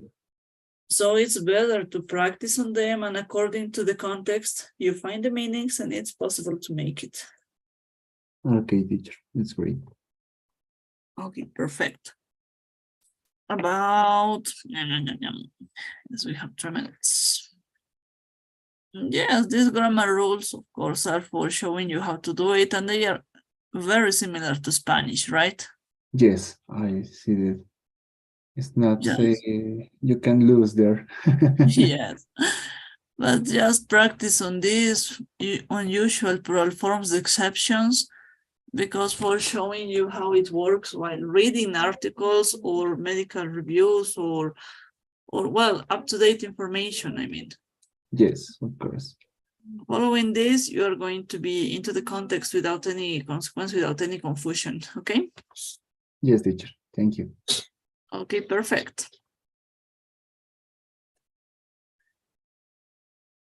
Okay, let me send you the poll to take attendance, okay? Okay, teacher. Thank you. Okay, let me see about the schedule of the workshop.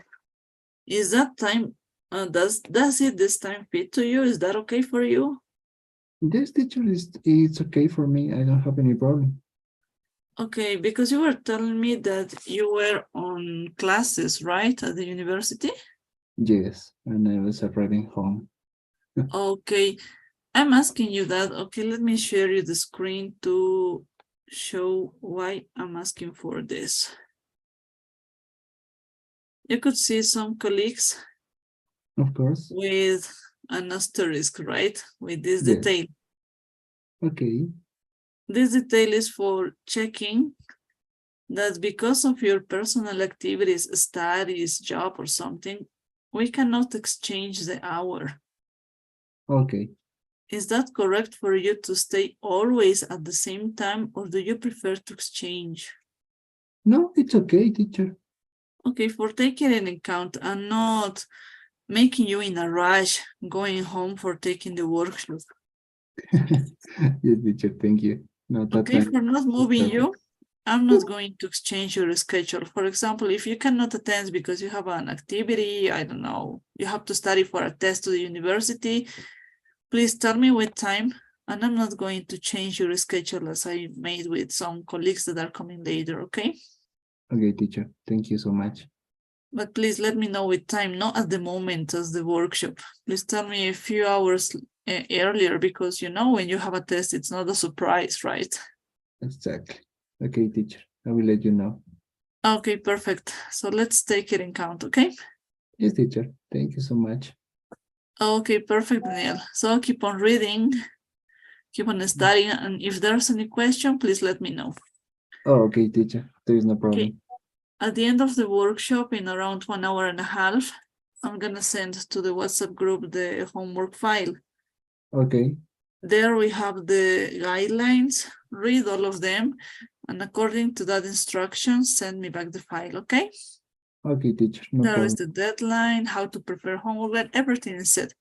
I think there is no way to lose it, but if something is not clear, send me a message, and that could be nice to solve the doubt, okay? Okay, teacher.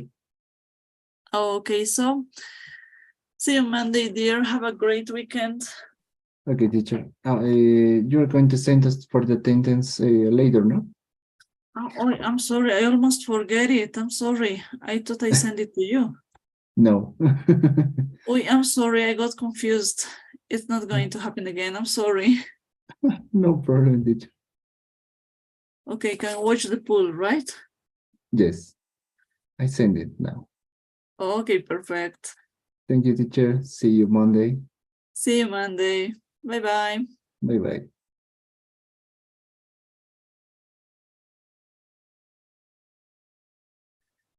Okay, that was Daniel.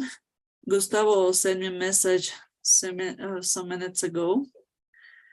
And he told me he's not attending because he is in a health situation, I mean, so he's not coming to the workshop tonight. In that order, I'll be back in 15 minutes with my next student.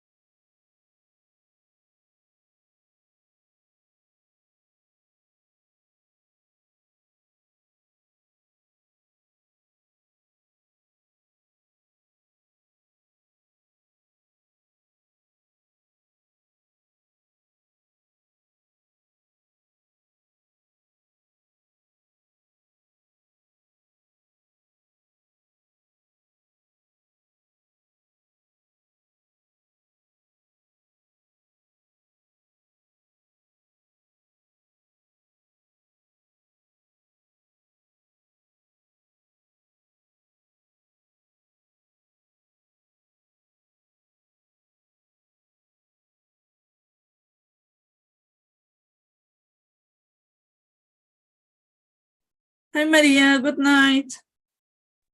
Hi, good night. Sorry for late. I had a problem with my Wi-Fi. No, don't worry about it. There is no problem now. We can work. Okay. Okay, Maria, how was your day? Everything okay? I'm busy again. I'm very Yes, busy. of course. With your profession, it's not easy to be Yeah. free. I'm tired now. Yes, I realize that you look tired. Ay. Well, just 15 minutes. Let's make the last effort Yes. of the day. Yes, teacher. Please. Okay, let me see. Did you have enough time to check the slides, Maria? Really no. The last presentation I pay a lot of attention, but I know today I don't have time for review the slides. Okay. Yes, the For slides. Okay, don't worry about it. Let's make a general review of this. So, and if there's a question from yesterday, we can work on this, okay? Okay, thank you, teacher. Okay, let me give a second, my PDF. Okay, now it's working from here. About signs and symptoms, we were talking about it specifically about this abbreviation. It's the most important part, the C/O, the complaining of. When we write down a case report or notes about patients in English, as a general rule, in the whole places I had the chance to practice this, you use abbreviations in order to save time, to make it faster. So you use your notes like this: C/O, complaining of chest pain, just going to the symptom in medical terms, not using the patient expression. Of course, it's important to consider how the patient is talking, how he explains, how concerned he might look. But when you write down all this information, you translate into medical terms, okay? That's why I sent this chart. When you have few expressions, few ganjas, few ways that patients express their ideas, you got the meaning of these expressions, and then you have the medical term, the symptom. And the word you have to use while writing down is the symptom, okay? So considering this, if a patient comes to you and tells you, when I go up stairs, I cannot breathe. You cannot say cannot breathe while going upstairs. It's not correct. You have to go to the medical term. In this case, breathlessness, shortness of breath, for example. Yes, we are going to check the respiratory system in the next presentation, and then you have lots of symptoms and signs in that way. Just as an example, you have to translate the patient expression into the medical term. And that's the idea, okay? They are the most general, the most common ones, following the expressions that patients use. So following this, it's easier to catch how to make the translation, we can say, okay? Then I like to send this list of symptoms for checking vocabulary, for memorizing the new ones. And according to this, we can start realizing that there are many ways to talk about one symptom.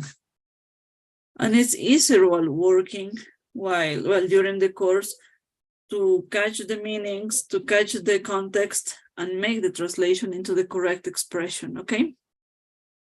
So read all of this information. If there are terms or maybe symptoms that are not so clear, send me a message by WhatsApp and then we can correct it, we can solve it out, okay? Because it's a long list, I know.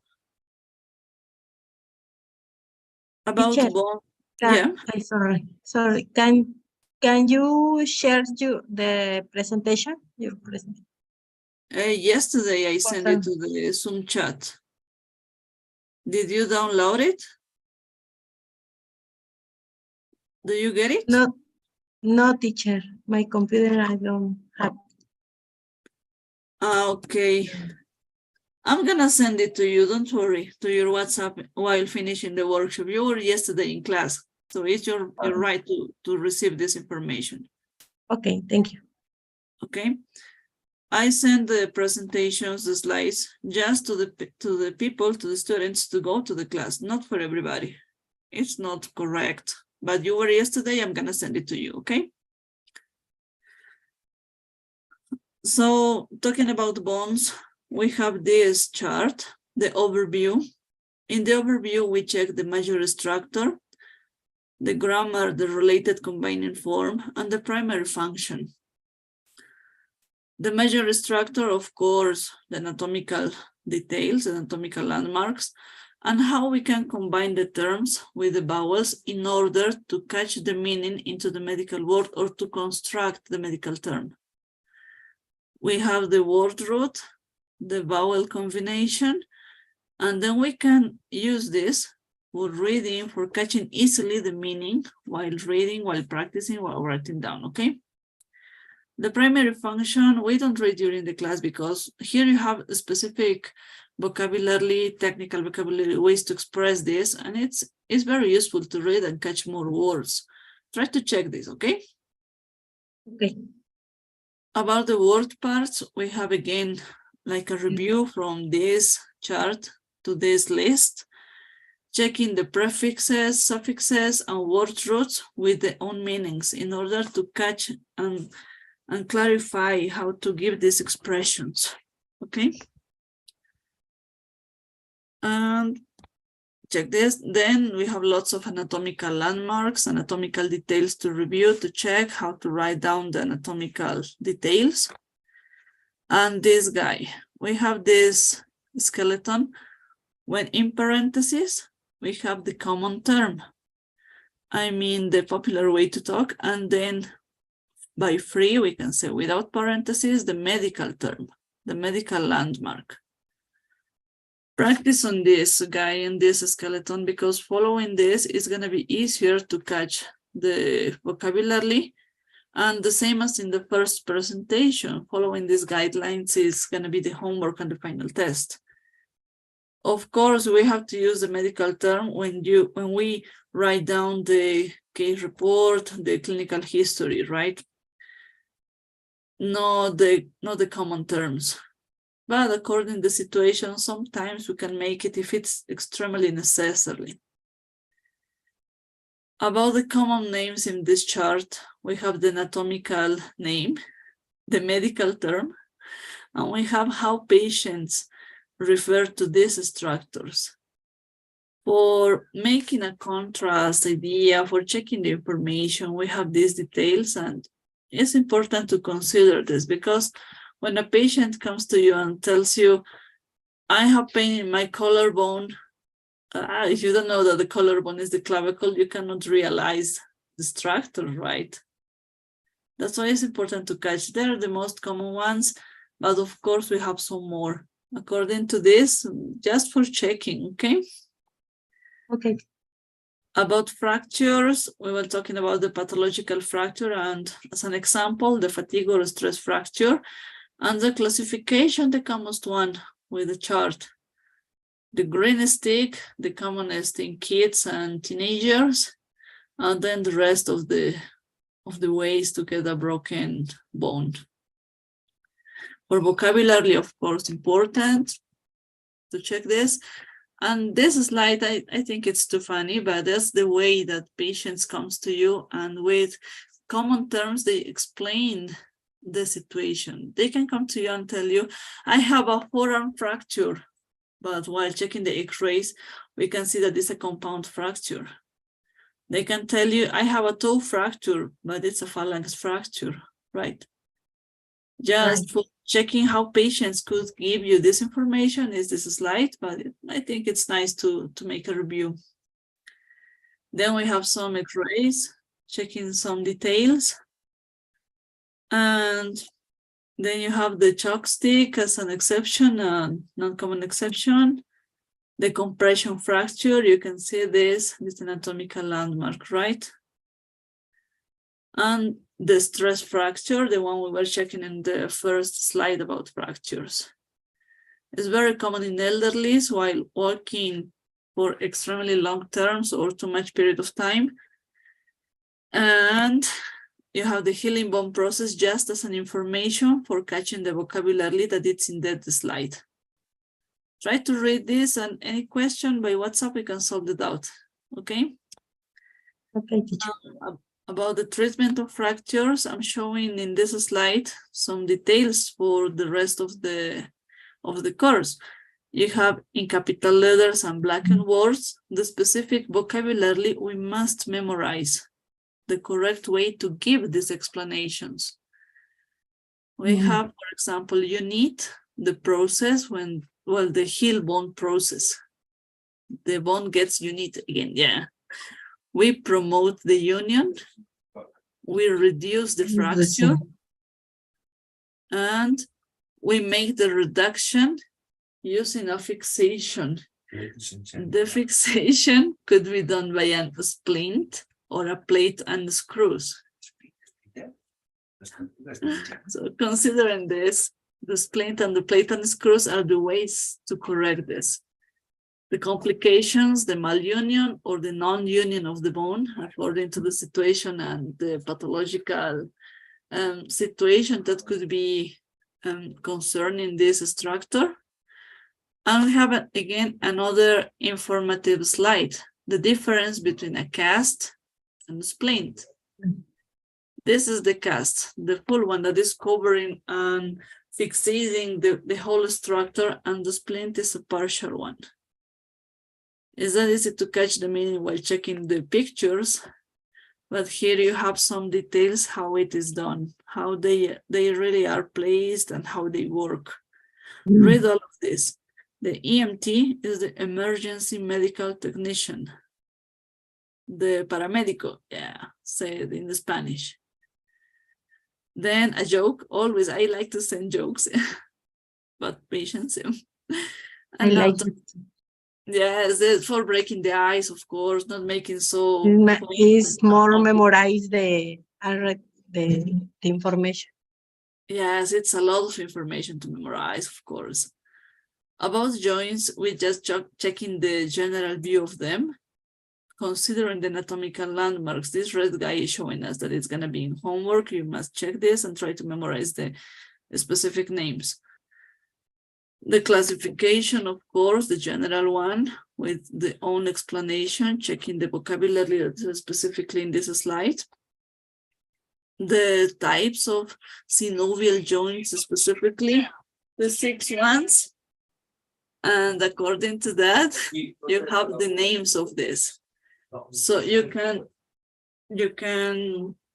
I can say, organize this information, and you would see it's the same as in Spanish, just in English. And sometimes making the translation, you may see that words are very similar. For example, pivot joint is the same as in Spanish, right? Then we have this difference between tendon, ligament, and cartilage as an example, just for information for catching more specific words. And this chart, the pathological chart. Here I sent a list, of course, not all of the pathologies, but following this list, you have a huge idea what we are talking about pathologies. Every system has its own chart. And we can talk about it considering the pronunciation. For example, gouty arthritis or polymyalgia. Arthritis. Rheumatica, yes. Rheumatic. Yes, rheumatoid arthritis. Or maybe, arthritis. Yes, spondylolisthesis, for example, or fat embolus. Details like that, just for checking pronunciation. It's going to be useful. Then we have this one, very important, the abbreviations, because in English we use a lots of abbreviations in order to save time, as I was telling you at the beginning. Then we have the muscles, a very general view of them, considering the most important definitions about the types of muscle tissues. the movements, contrasting movements, and superficial muscles, again, anatomical landmarks to practice and memorize. And then the pathologies, because there is not too much information about it. Please check all of this information, Maria, and if there is any doubt, please let me know by a message. Don't worry about it, okay? Okay, teacher, thank you. I'm here for solving the doubts. I sent you the pool for taking attendance. Can you watch this? Yes, teacher. Perfect. So at the end of the workshop, I'm gonna send it to you, the presentation. And according to that, take your time for reading, for taking the vocabulary, and during the weekend, we can talk about it, okay? Okay, thank you, teacher. Okay, Maria, I'm also going to send the homework file to the WhatsApp group at the end of the workshop, okay? So check this, and following the guidelines, you have the deadline, how to send me back the file, okay? Okay. Okay, perfect. So see you Monday in the theoretical session, okay? See you Monday. Thank you. Okay, have a great weekend. Bye. Hi, Misael, good night. Can you hear me? Good night, doctor. Yeah, I can hear. Okay, I'm sorry for taking 2 minutes from your time, but it was important to punctualize with Maria. She was without time to check the presentation from yesterday. Yeah, no problem. Thank you. So let me see. In the previous workshop, we couldn't have the chance to talk. I don't know, maybe internet connection, well, I don't know. But the fact is that I really need to meet you. Can you introduce yourself, please? Activate the cam. Yes.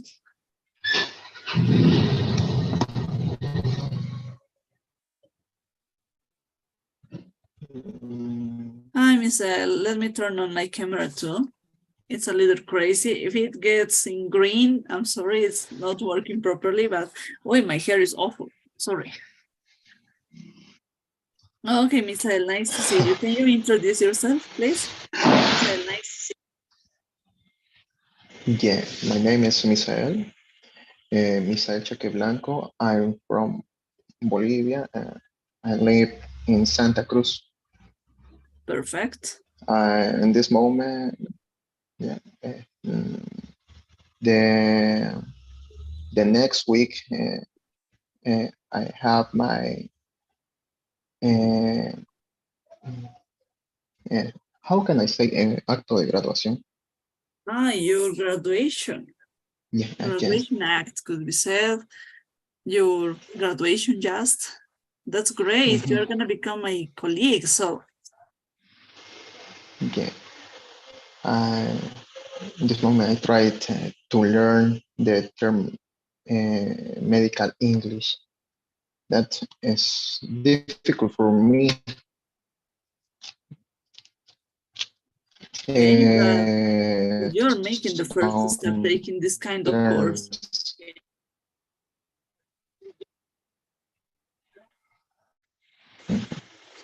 Say more.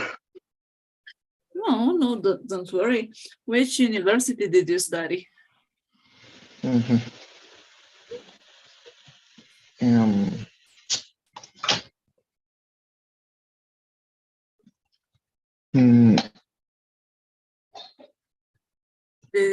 You live in Santa Cruz, you told me, right? Yeah, I live in Santa Cruz. Perfect. So you're expecting your graduation act. While finishing, are you planning to work, or do you prefer to study to prepare for the residency course? I don't know. I try to prepare for the residence. Perfect. In Bolivia. That's great. Which specialty would you like to make? Cardiologist. Oh, perfect. That's a great one. We really need good cardiologists here. Yeah, I love this field in medicine. That's great. You are focused on this. That's perfect. Do it. Go for this. And the medical terms are going to help you a lot to become up to date all the time. Yeah. I try to familiarize with the term in medicine. In English, I bought, do you know the Kumabi? I buy a book, the Pocket Medicine. Oh, yeah. I don't believe a lot of terms. Yes, while reading it Many, sounds crazy, right? yeah, I don't believe that it's a abbreviation. Yes. Many terms. In medical English terminology, you might see huge information in abbreviations in order to save time and to get into context. To get focused on the topic, there's the abbreviation. That's the objective of them.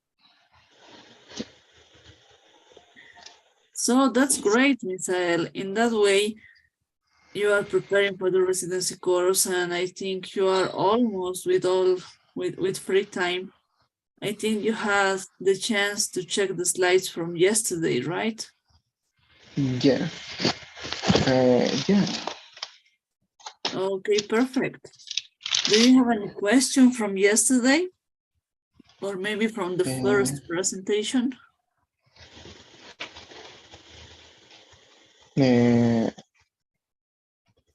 I don't understand the prefix, but not the suffix. Suffix? Okay, the prefixes and suffixes, right? Yeah. Okay, let me go to the place. Can you watch my screen?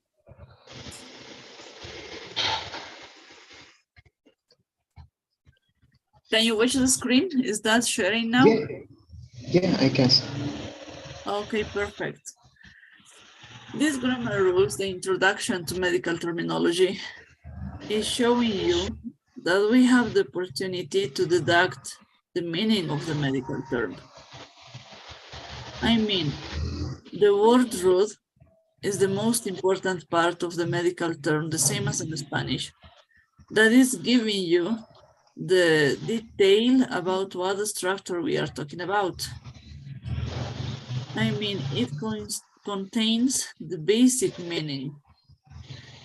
It usually is coming from Latin and is showing you that it's showing you which organ they are taking in count. Okay, which structure. According to that, you have the chance to combine the word root with a vowel. This vowel is going to show you, we can say the direction, how the term is going to be. And according to this vowel, you can add a suffix or a prefix. A suffix and prefix are always parts of the term that are showing you a specific action of the word root. For example, these suffix are showing you noun endings. For example, crani is the Latin word, is the word root. You add the yum is the ending that is showing you that you are talking about cranium, right? For example, another one, talking about abnormal condition, we have 7 suffixes. Gaster is referred about the stomach. You add this suffix, the osis, you get gastrosis. You know that something is wrong with your stomach. The same with this, pertaining to, being a part of to, for example, cardi, like the case, you like cardiology, is referred to the heart. We add the AC, the suffix that means it pertains to the heart, cardiac, right? So taking in account the suffix, you can deduct if the word is acting like a noun, is referring to an abnormal condition of it belongs to a specific organ or structure. Take it into account. There are more suffixes, some of them referring to pathologies. They are the same as in Spanish. The meaning is the same, just small details by the way of writing down. So take it into account for studying, for checking, because the meaning is the same. You have the, for example, megaly, we know that is the enlargement. For example, hepatomegaly, right? Or splenomegaly. The same as in Spanish, hepatomegalia, splenomegalia, the same. Just exchange it to English and it's enough. About procedures, suffixes for procedures are the same as in Spanish. Synthesis, graphic, ground, plasticoscopy, all of them showing you a specific procedure to develop. For example, abdominocentesis. We know that that's the procedure to remove fluids, excess of fluids from the abdomen, for example, right? Or arthrocentesis, for example, when we take out the synovial fluid that is in excess in the joint, right? We have suffixes with double R. It's a grammar rule for writing down. Raj, Raja, Rafi, Ria, and Rexis, all of them showing you a specific situation. But why we talk about them? Because of the way of writing down. Double R each and then the vowel, okay? Then we have the prefixes, that a specific term that becomes previous to the word root, to the term, to change the meaning, to change the word, we can say. In this case, we are talking about pre, ante, and postnatal. All of them, we know, perinatal, prenatal, postnatal. We know the meanings because we are doctors, right? According to this, we know that all of this sense is gonna change. I'm sorry, let me go.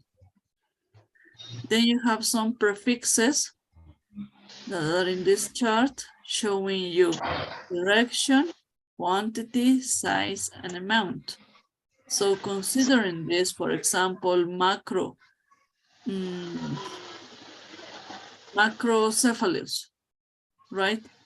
Macrocephalia, you know that it's the large abnormal size, the big head, right?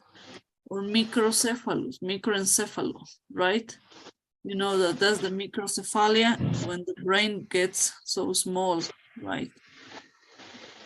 You got the, I don't know, dextrocardia, when the heart is in the opposite place into the thorax, right? Chest. Oh, it is. Then you have contrasting prefixes, I mean, showing you opposite situations.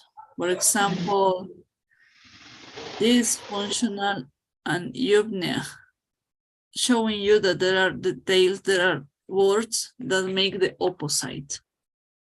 They are the same as in Spanish, so don't worry about it, Misael. In the Spanish, you catch the meaning. In English, it's the same, just with the small details while writing down. Okay? Yeah, okay. Okay, Misael, I'm sending you the pool to take attendance. Please fill this one. Yeah. Okay. Perfect. Thank you. So, Misael, I'm gonna send homework file at the end of the workshop to the WhatsApp group, okay? Take it in count and following the guidelines, you might send me back the file, okay? Okay. Bye. Okay, bye. Nice to meet you. Have a great weekend. Yeah. Good night, Paul. Night, teacher. Good night. Previous workshop, we didn't have the chance to talk. Yeah, I had a lot of problems the last workshop, and that's why I weren't here. Okay, don't worry about it. Let's meet a little bit. Can you turn on your camera, please? Okay, I'll try. Okay, I'm gonna do the same. Yeah, for working in equal. Okay. Ah, my hair is awful. I'm sorry. Okay. Hi, how are you? How was your day? Everything okay? Yeah, but I'm a little. I have the flu and I have a terrible headache. Oh, you are so tired, I think.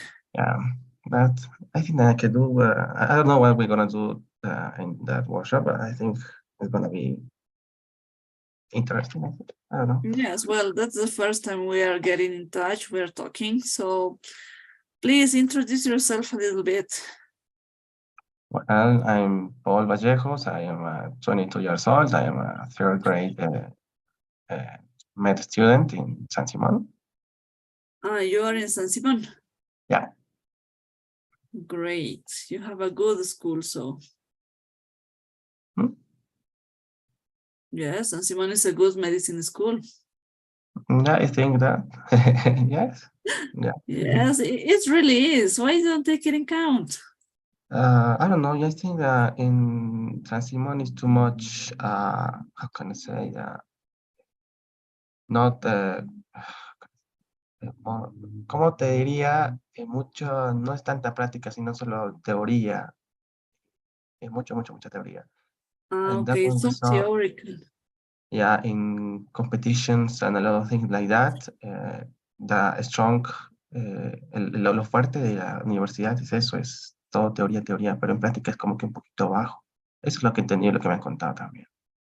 Okay, it's not as good as you were expecting, I think. No, it's okay. Keep on practicing. Well, as a fact, it depends on you to get on practice, to get in touch with doctors, and then go and spend time with them in the hospital or in the clinical practice, I mean. Yeah, that's a notion that we can do, but when you don't have to do that obligatory, you don't do that. That's what a lot of people do in the university. Okay. Well, it's your choice at the end, I think. Yeah. Okay, perfect. So according to that, let me see.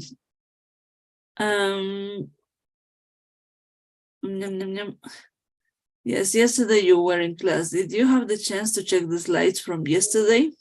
Because during the workshop, we have the chance to check again the information and maybe refresh some ideas, maybe to solve doubts, to check again pronunciation, I don't know, details like that. Yeah, I already saw the presentation. Okay, perfect. Did you have the chance to do it, right? Yeah. Okay, any question about it? Let's see. I think, and pronunciation, when it's plural and singular, when, for example, in singular appendix or index, that's a pronunciation with an X, appendix. Yes, appendix. And the plural, how could it be? Appendices. Yes, right? appendices, index, and? Indices. Yes, indices could be. Yeah, or it's the same. indices. Indices. Okay, indices. Is correct to say indices and indices?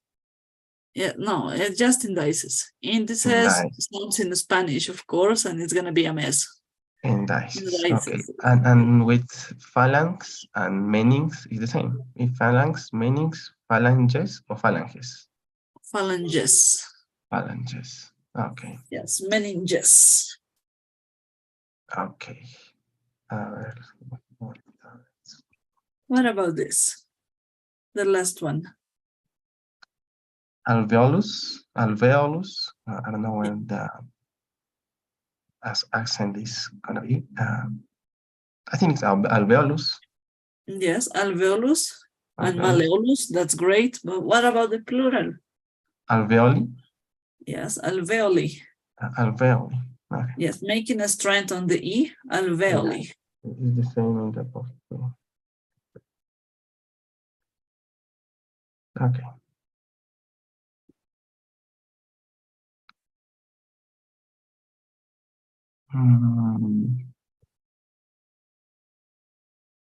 I think that's it in this part. Okay. And there's grammar rules. The rest of the information is okay, I think. Yeah. About symptoms and signs. We are talking about symptoms and the synonym complaints or signs, also called findings. I mean, that's the most common way of talking between colleagues. And you have the chance to use symptoms or complaints. It's going to be valid. It's going to be great. Or signs or findings during the physical exam. Okay. In that part that says, in case of notes, the abbreviation CO, what's the meaning of that? This one, complaining of. Okay, complaining of. Yes, and when you have the complaining, the main complaint, the principal symptom of the medical appointment, well, you have a moment to write it down, right? So you say, the patient was coming, the patient was admitted, C/O complaining of, and then the most important symptom. You spelled that C/O, don't, sorry. Yes, you use abbreviations in order to save time, we can say in English, because you have the chance to do it. It's different from Spanish. In Spanish, we don't have to use abbreviations. Always full terms, but in English you have the chance to use abbreviations, a lot of them, even though for pathologies, for some symptoms, for details like that. And we are going to see it during the module 1. Okay. But the C/O, the complaining of, is one of the most important because we use it a lot at this moment. That's why it's important to take it in count, okay? Okay. Let me see, let's go ahead. About the presentation, is that clear, the information about it? Why to talk in past? Yeah, I think it's clearly, that's why our, Okay, perfect. If it's clear, that's correct for me. Because when you finish evaluating your patient and you start writing down, you talk in past. When you support your attendance for a patient, your attendance, your assistance to a patient, you talk in past and you support a pathological situation, for example, a heart attack, you use the information in present because it's a general topic. But when you go just to the point with a specific patient, you talk in past. That's important to realize, okay? Okay. About symptoms, is that clear? How to exchange the patient expressions to the medical terms? Yeah, no, I think it's pretty... Okay, perfect. While practicing during the module 1, we are going to see lots of them according to the systems we are evaluating, okay? Yeah. These lists, of course, are for showing you some, well, not some, a lot of symptoms. What's So the meaning that feeling like a fog? No, feeling like in a fog. In a fog, the meaning of this. Sometimes when you are exhausted or you didn't eat enough and your sugar is in a low level, yeah, you feel, well, you watch and everything is blurry, right? Okay. That's like feeling in a fog. When something goes blurry, you want to feel asleep, you don't feel great enough, maybe with a little bit of headache. That's feeling like in a fog. Okay. Okay. Or in other words, sometimes some patients could say, not feeling, could say watching like fog. Watching like fog is when you have a cataract, that cause of blindness. Cataratas. Yeah. Okay, when you catch cataratas and they see everything like with fog, right? Like being Oh. with something not so clear, blurred vision again. Blurred vision. Yeah. But it's a different cause. Okay. Feeling Okay. like a fog or like in a fog is that way. When you feel malaise, tired, you want to sleep, you don't see very clear. Well, when you say blurred vision or watching some fog is the difference. Okay. Okay. Okay. When you have lots of this, and then talking about the bonds, did you check this information? Yeah. Okay. Any question about it, maybe? No, it's okay, I think. Okay, read the primary functions. During this, you can catch lots of specific vocabulary to take in count, okay? Yeah. Perfect. Word parts are the same, just punctualizing on the meanings.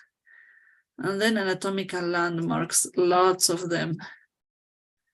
The common names, again, to the anatomical names, well, writing down the case report, I don't know, anything in the clinical history, always use medical terms, anatomical names, not common ones. It's not correct, even though, of course, in Spanish it's not correct. Of course, in English it's the same situation.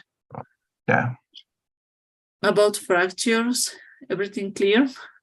Yeah, I think it's clear. Okay, great. Yes. Okay, great. That's a good point. About this ones, well, that's how patients gives an expression about fractures. So for taking some extra information, some x-rays, more x-rays, yeah. And healing bone process just for information, for catching vocabulary, okay? Yeah. Read all of this, try to check, and if there's a word not so clear or maybe an expression that it's not getting, well, not catching the central idea, send me a message by WhatsApp and then we can solve it out, okay? Okay. About the treatment of fractures, of course, we have in black and capital letters the most important terms, and all the slides from this point until the end of the course are going to have the same characteristic. If you see capital and black and word, that's a specific term to memorize or a specific way to show the expression, okay? Yeah. Okay, reduction, fixation, I think they are clear. Of course, the splint and plate and screws are the same too. The malunion, the non-union, right? Yeah. About this, cast versus splint is just for information in order to catch the differences between them, okay? Okay. Some pictures to realize the meaning and the perfect jokes. Yeah. About joints, again, general information just. And we have this, the charts of pathologies. They are just for showing you general information, how to write it down, and maybe while talking during the workshop, we can solve troubles about pronunciation of them, okay? Okay. Okay, Paul. So let me send you the pool to take attendance, okay? Any question until this point? No, it's everything very clear, and yeah, everything is good. Perfect. If there's any question, please let me know by a message, okay? Don't get in trouble on this. Okay. Perfect. So I'm gonna send the homework file at the end of the workshop. We have one student more. I hope she comes. Yeah. Yeah. And I think until midnight, I'm gonna send it, okay? Okay. Okay. That's it. Okay, Good so night. have a great weekend. Check the guidelines, please. Read all the information from the homework file. And any question, by WhatsApp, okay? Okay. Okay, bye. Have a great weekend. Bye. Same. Thank you.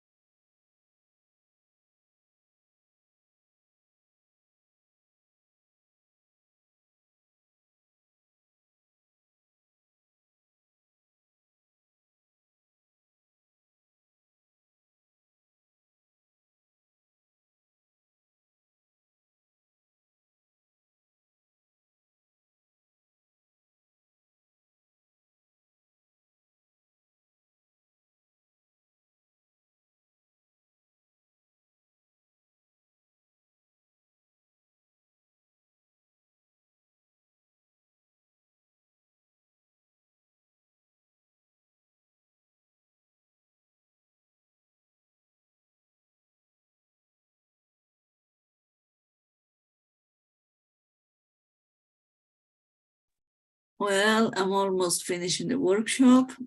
Belen was supposed, well, is supposed, not was, she's supposed to get into now. She was asking for exchanging the schedule just for tonight, and I'm expecting her. So patience, let's wait a little bit, maybe 3 minutes more, and according to that, we can stay or leave. I sent her the message in the way we get in touch by WhatsApp, so let's wait. I'll be back.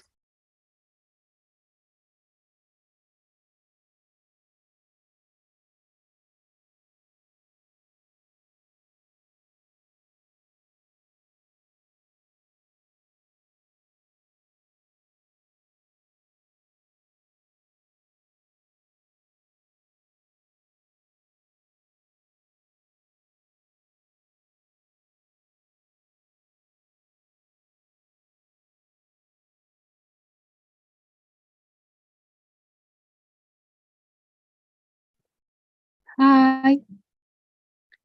Hey, Belen, it's nice to hear you. Okay, sorry, I entered. Entré a la reunión y someone was there, so I was waiting.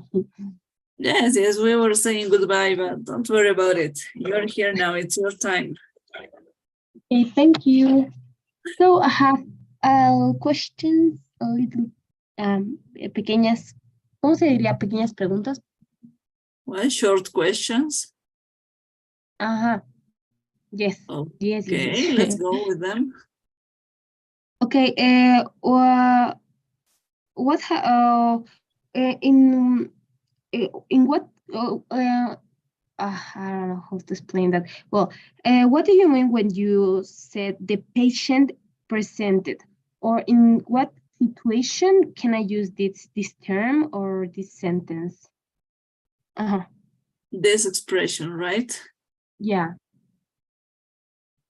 When you receive a patient, you first of all take the anamnesis, right? All the information, you receive all the complaints, all the symptoms. Yeah. Right? According to that information, you develop your physical exam, right? Mm-hmm. When you want to report this situation, you say the patient presented the patient principal complaint to us, or the presenting complaint was, something like that. There are expressions that show. What did you say? The patient presenting complaint, or así, that's the way? Or can you make an example, please, with presenting complaint? Yes, I'm already doing this. Listen to me. Don't worry about it. Don't worry. The patient, for example, the patient presented a heart attack, and the main complaint was the chest, the chest pain. Mm-hmm. The patient presented an asthma crisis, and the main complaint was shortness of breath. Can you catch the situation, right? Mm-hmm. When we say presented, we talk about the diagnosis, and then we support with the findings, with the symptoms and signs. When we say the patient, the presenting complaint, for example, or the presentation,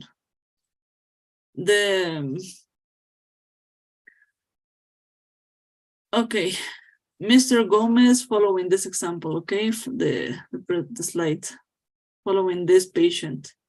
Mm-hmm. Mr. Gomez came here to the emergency room with his presenting complaint that was chest pain. Mm-hmm. We can say his presenting complaint, his presenting symptom was chest pain. We say that the most important symptom was the cardinal situation for going to the appointment. He presented, or he went to the general practitioner with chest pain. We are supporting that the patient was looking for attendance. but for our assistance. When we say the usual presentation in a heart attack is chest pain, because we are talking about a pathology, not a patient. We're talking past while talking to a patient, talking about a specific patient and a specific situation. When we talk about a pathology, we have a huge range of patients. Is that possible to catch the idea, or maybe another way? No, yeah. It's like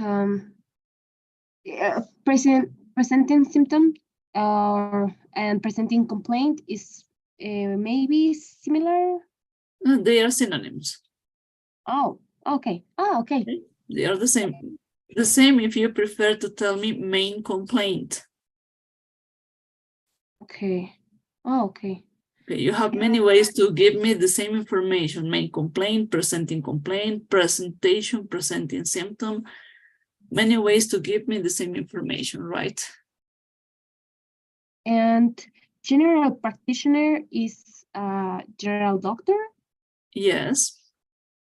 Oh. When we talk about the medical grades, we can say, we consider that we finish the medical school in 6 years, we get the internship in 1 year more, and then we graduate. When we graduate, we have the chance to practice everything, right? In English, this doctor is called the general practitioner. The physician is the specialist in internal medicine. It's different. Okay, and the abbreviation is C and O. I don't understand what does it mean. This, right? C/O. Okay, while writing down in English, you have the chance to write down with abbreviations because you need to save time to make it as fast as you can, because of course there's a lot of job, right? It's different from Spanish, from Latin America in general.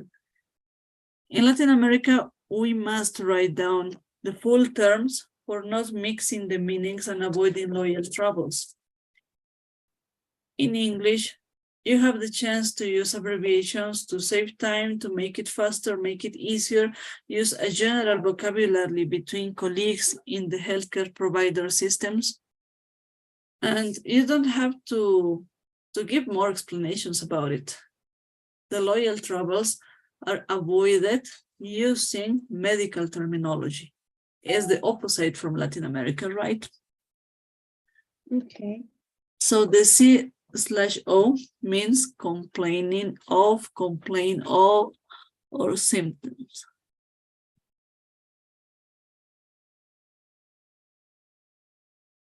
Oh. Yes, the complaining of, the main complaint, but the CO is the official abbreviation, we can say, for understanding the meaning. Okay, and complaining is like the like symptom. Yeah, the symptom. Symptom, yeah. Yeah, Oh, symptom or complaint, signs or findings. You have the choose. You have the chance. I mean, to choose any of these terms to talk about symptoms or signs, complaints or findings. Okay, that's the same. I'm gonna catch the meaning. If I cannot do it, I'm gonna ask. Okay. Yeah, it's okay. And so it's just for save time. That's yes, for saving time. One reason is for saving time. Another reason is for using a vocabulary between colleagues. Writing down properly between colleagues. It's not free information, right? Your patients cannot read this. It's the same as in Spanish. It's a confidential paper, right? Okay. If your patients see lots of abbreviations, they run mad because they don't understand. They don't have the chance to start a loyal trouble. They have to give it back or destroy it for not being in trouble.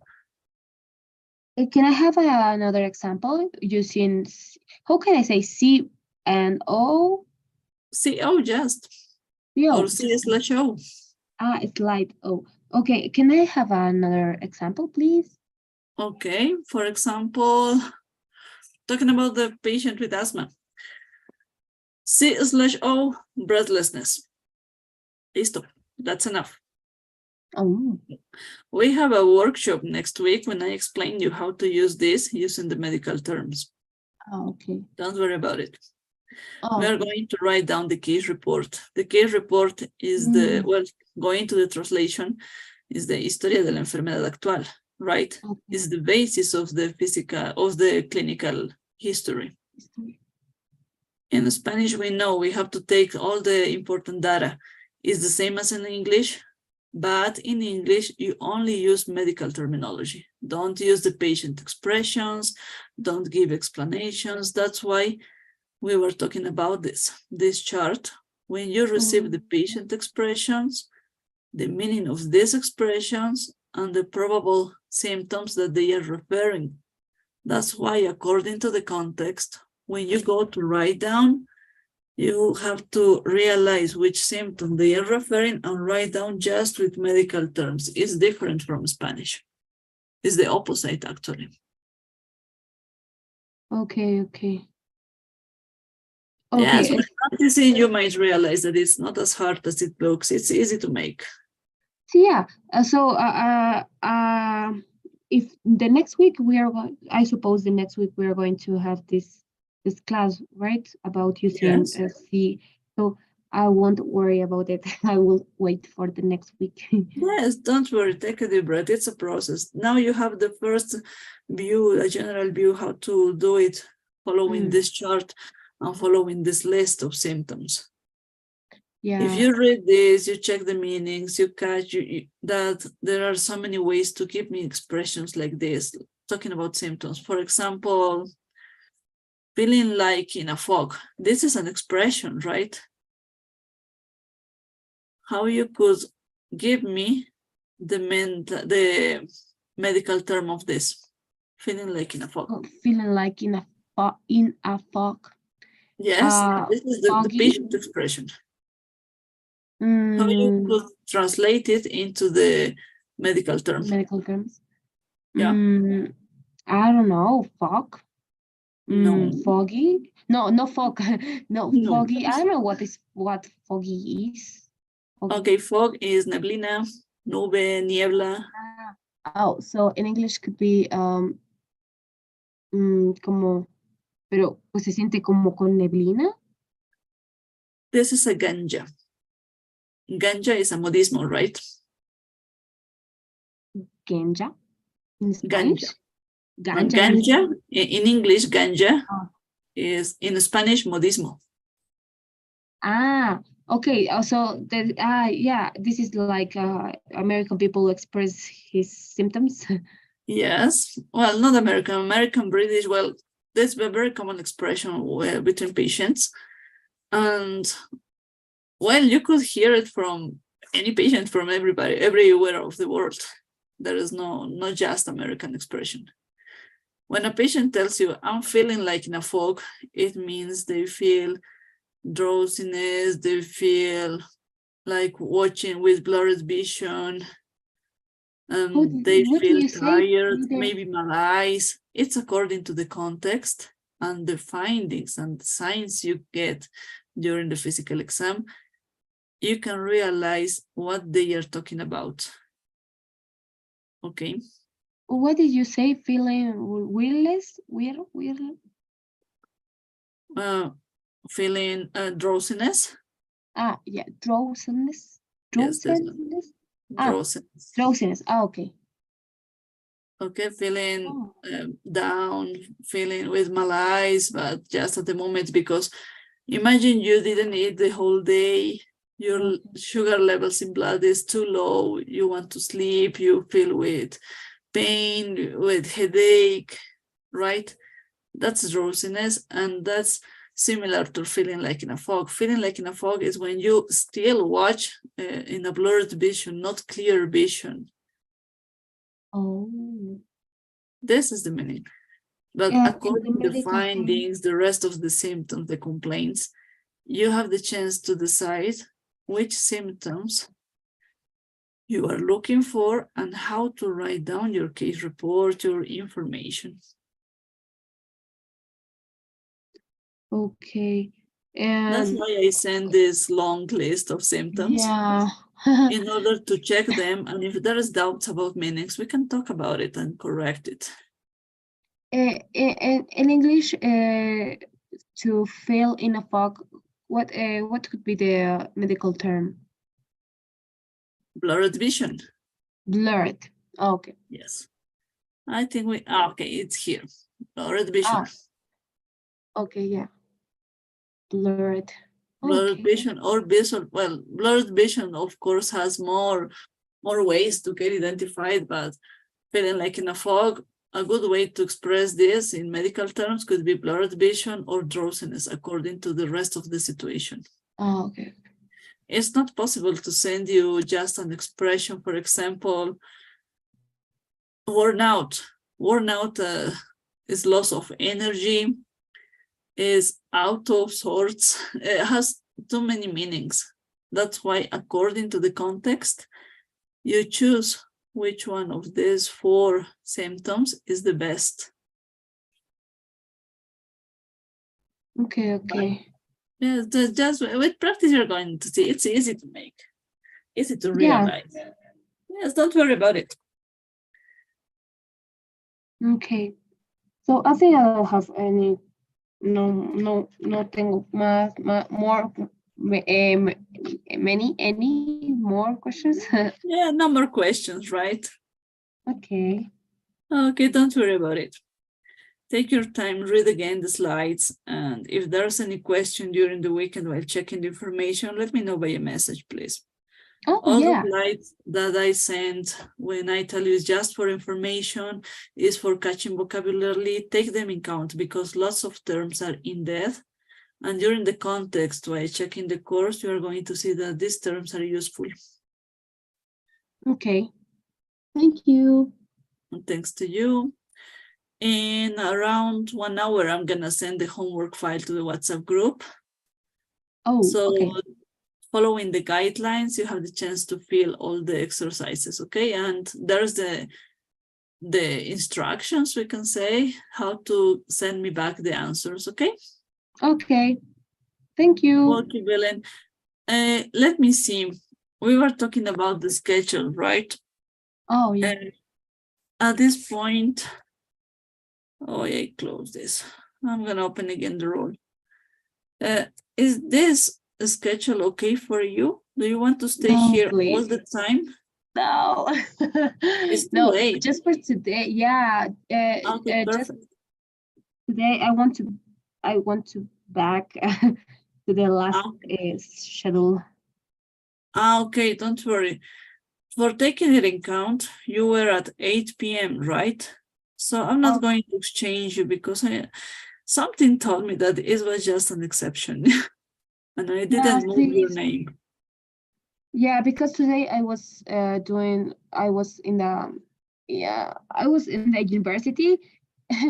That's why I told you to change the schedule. But no, I want to be at 8 p.m. Please. Okay. No, don't worry. You're going to stay back at 8 p.m. Don't worry about it. I understand the situation. Yeah, thank you. Okay, dear. So late.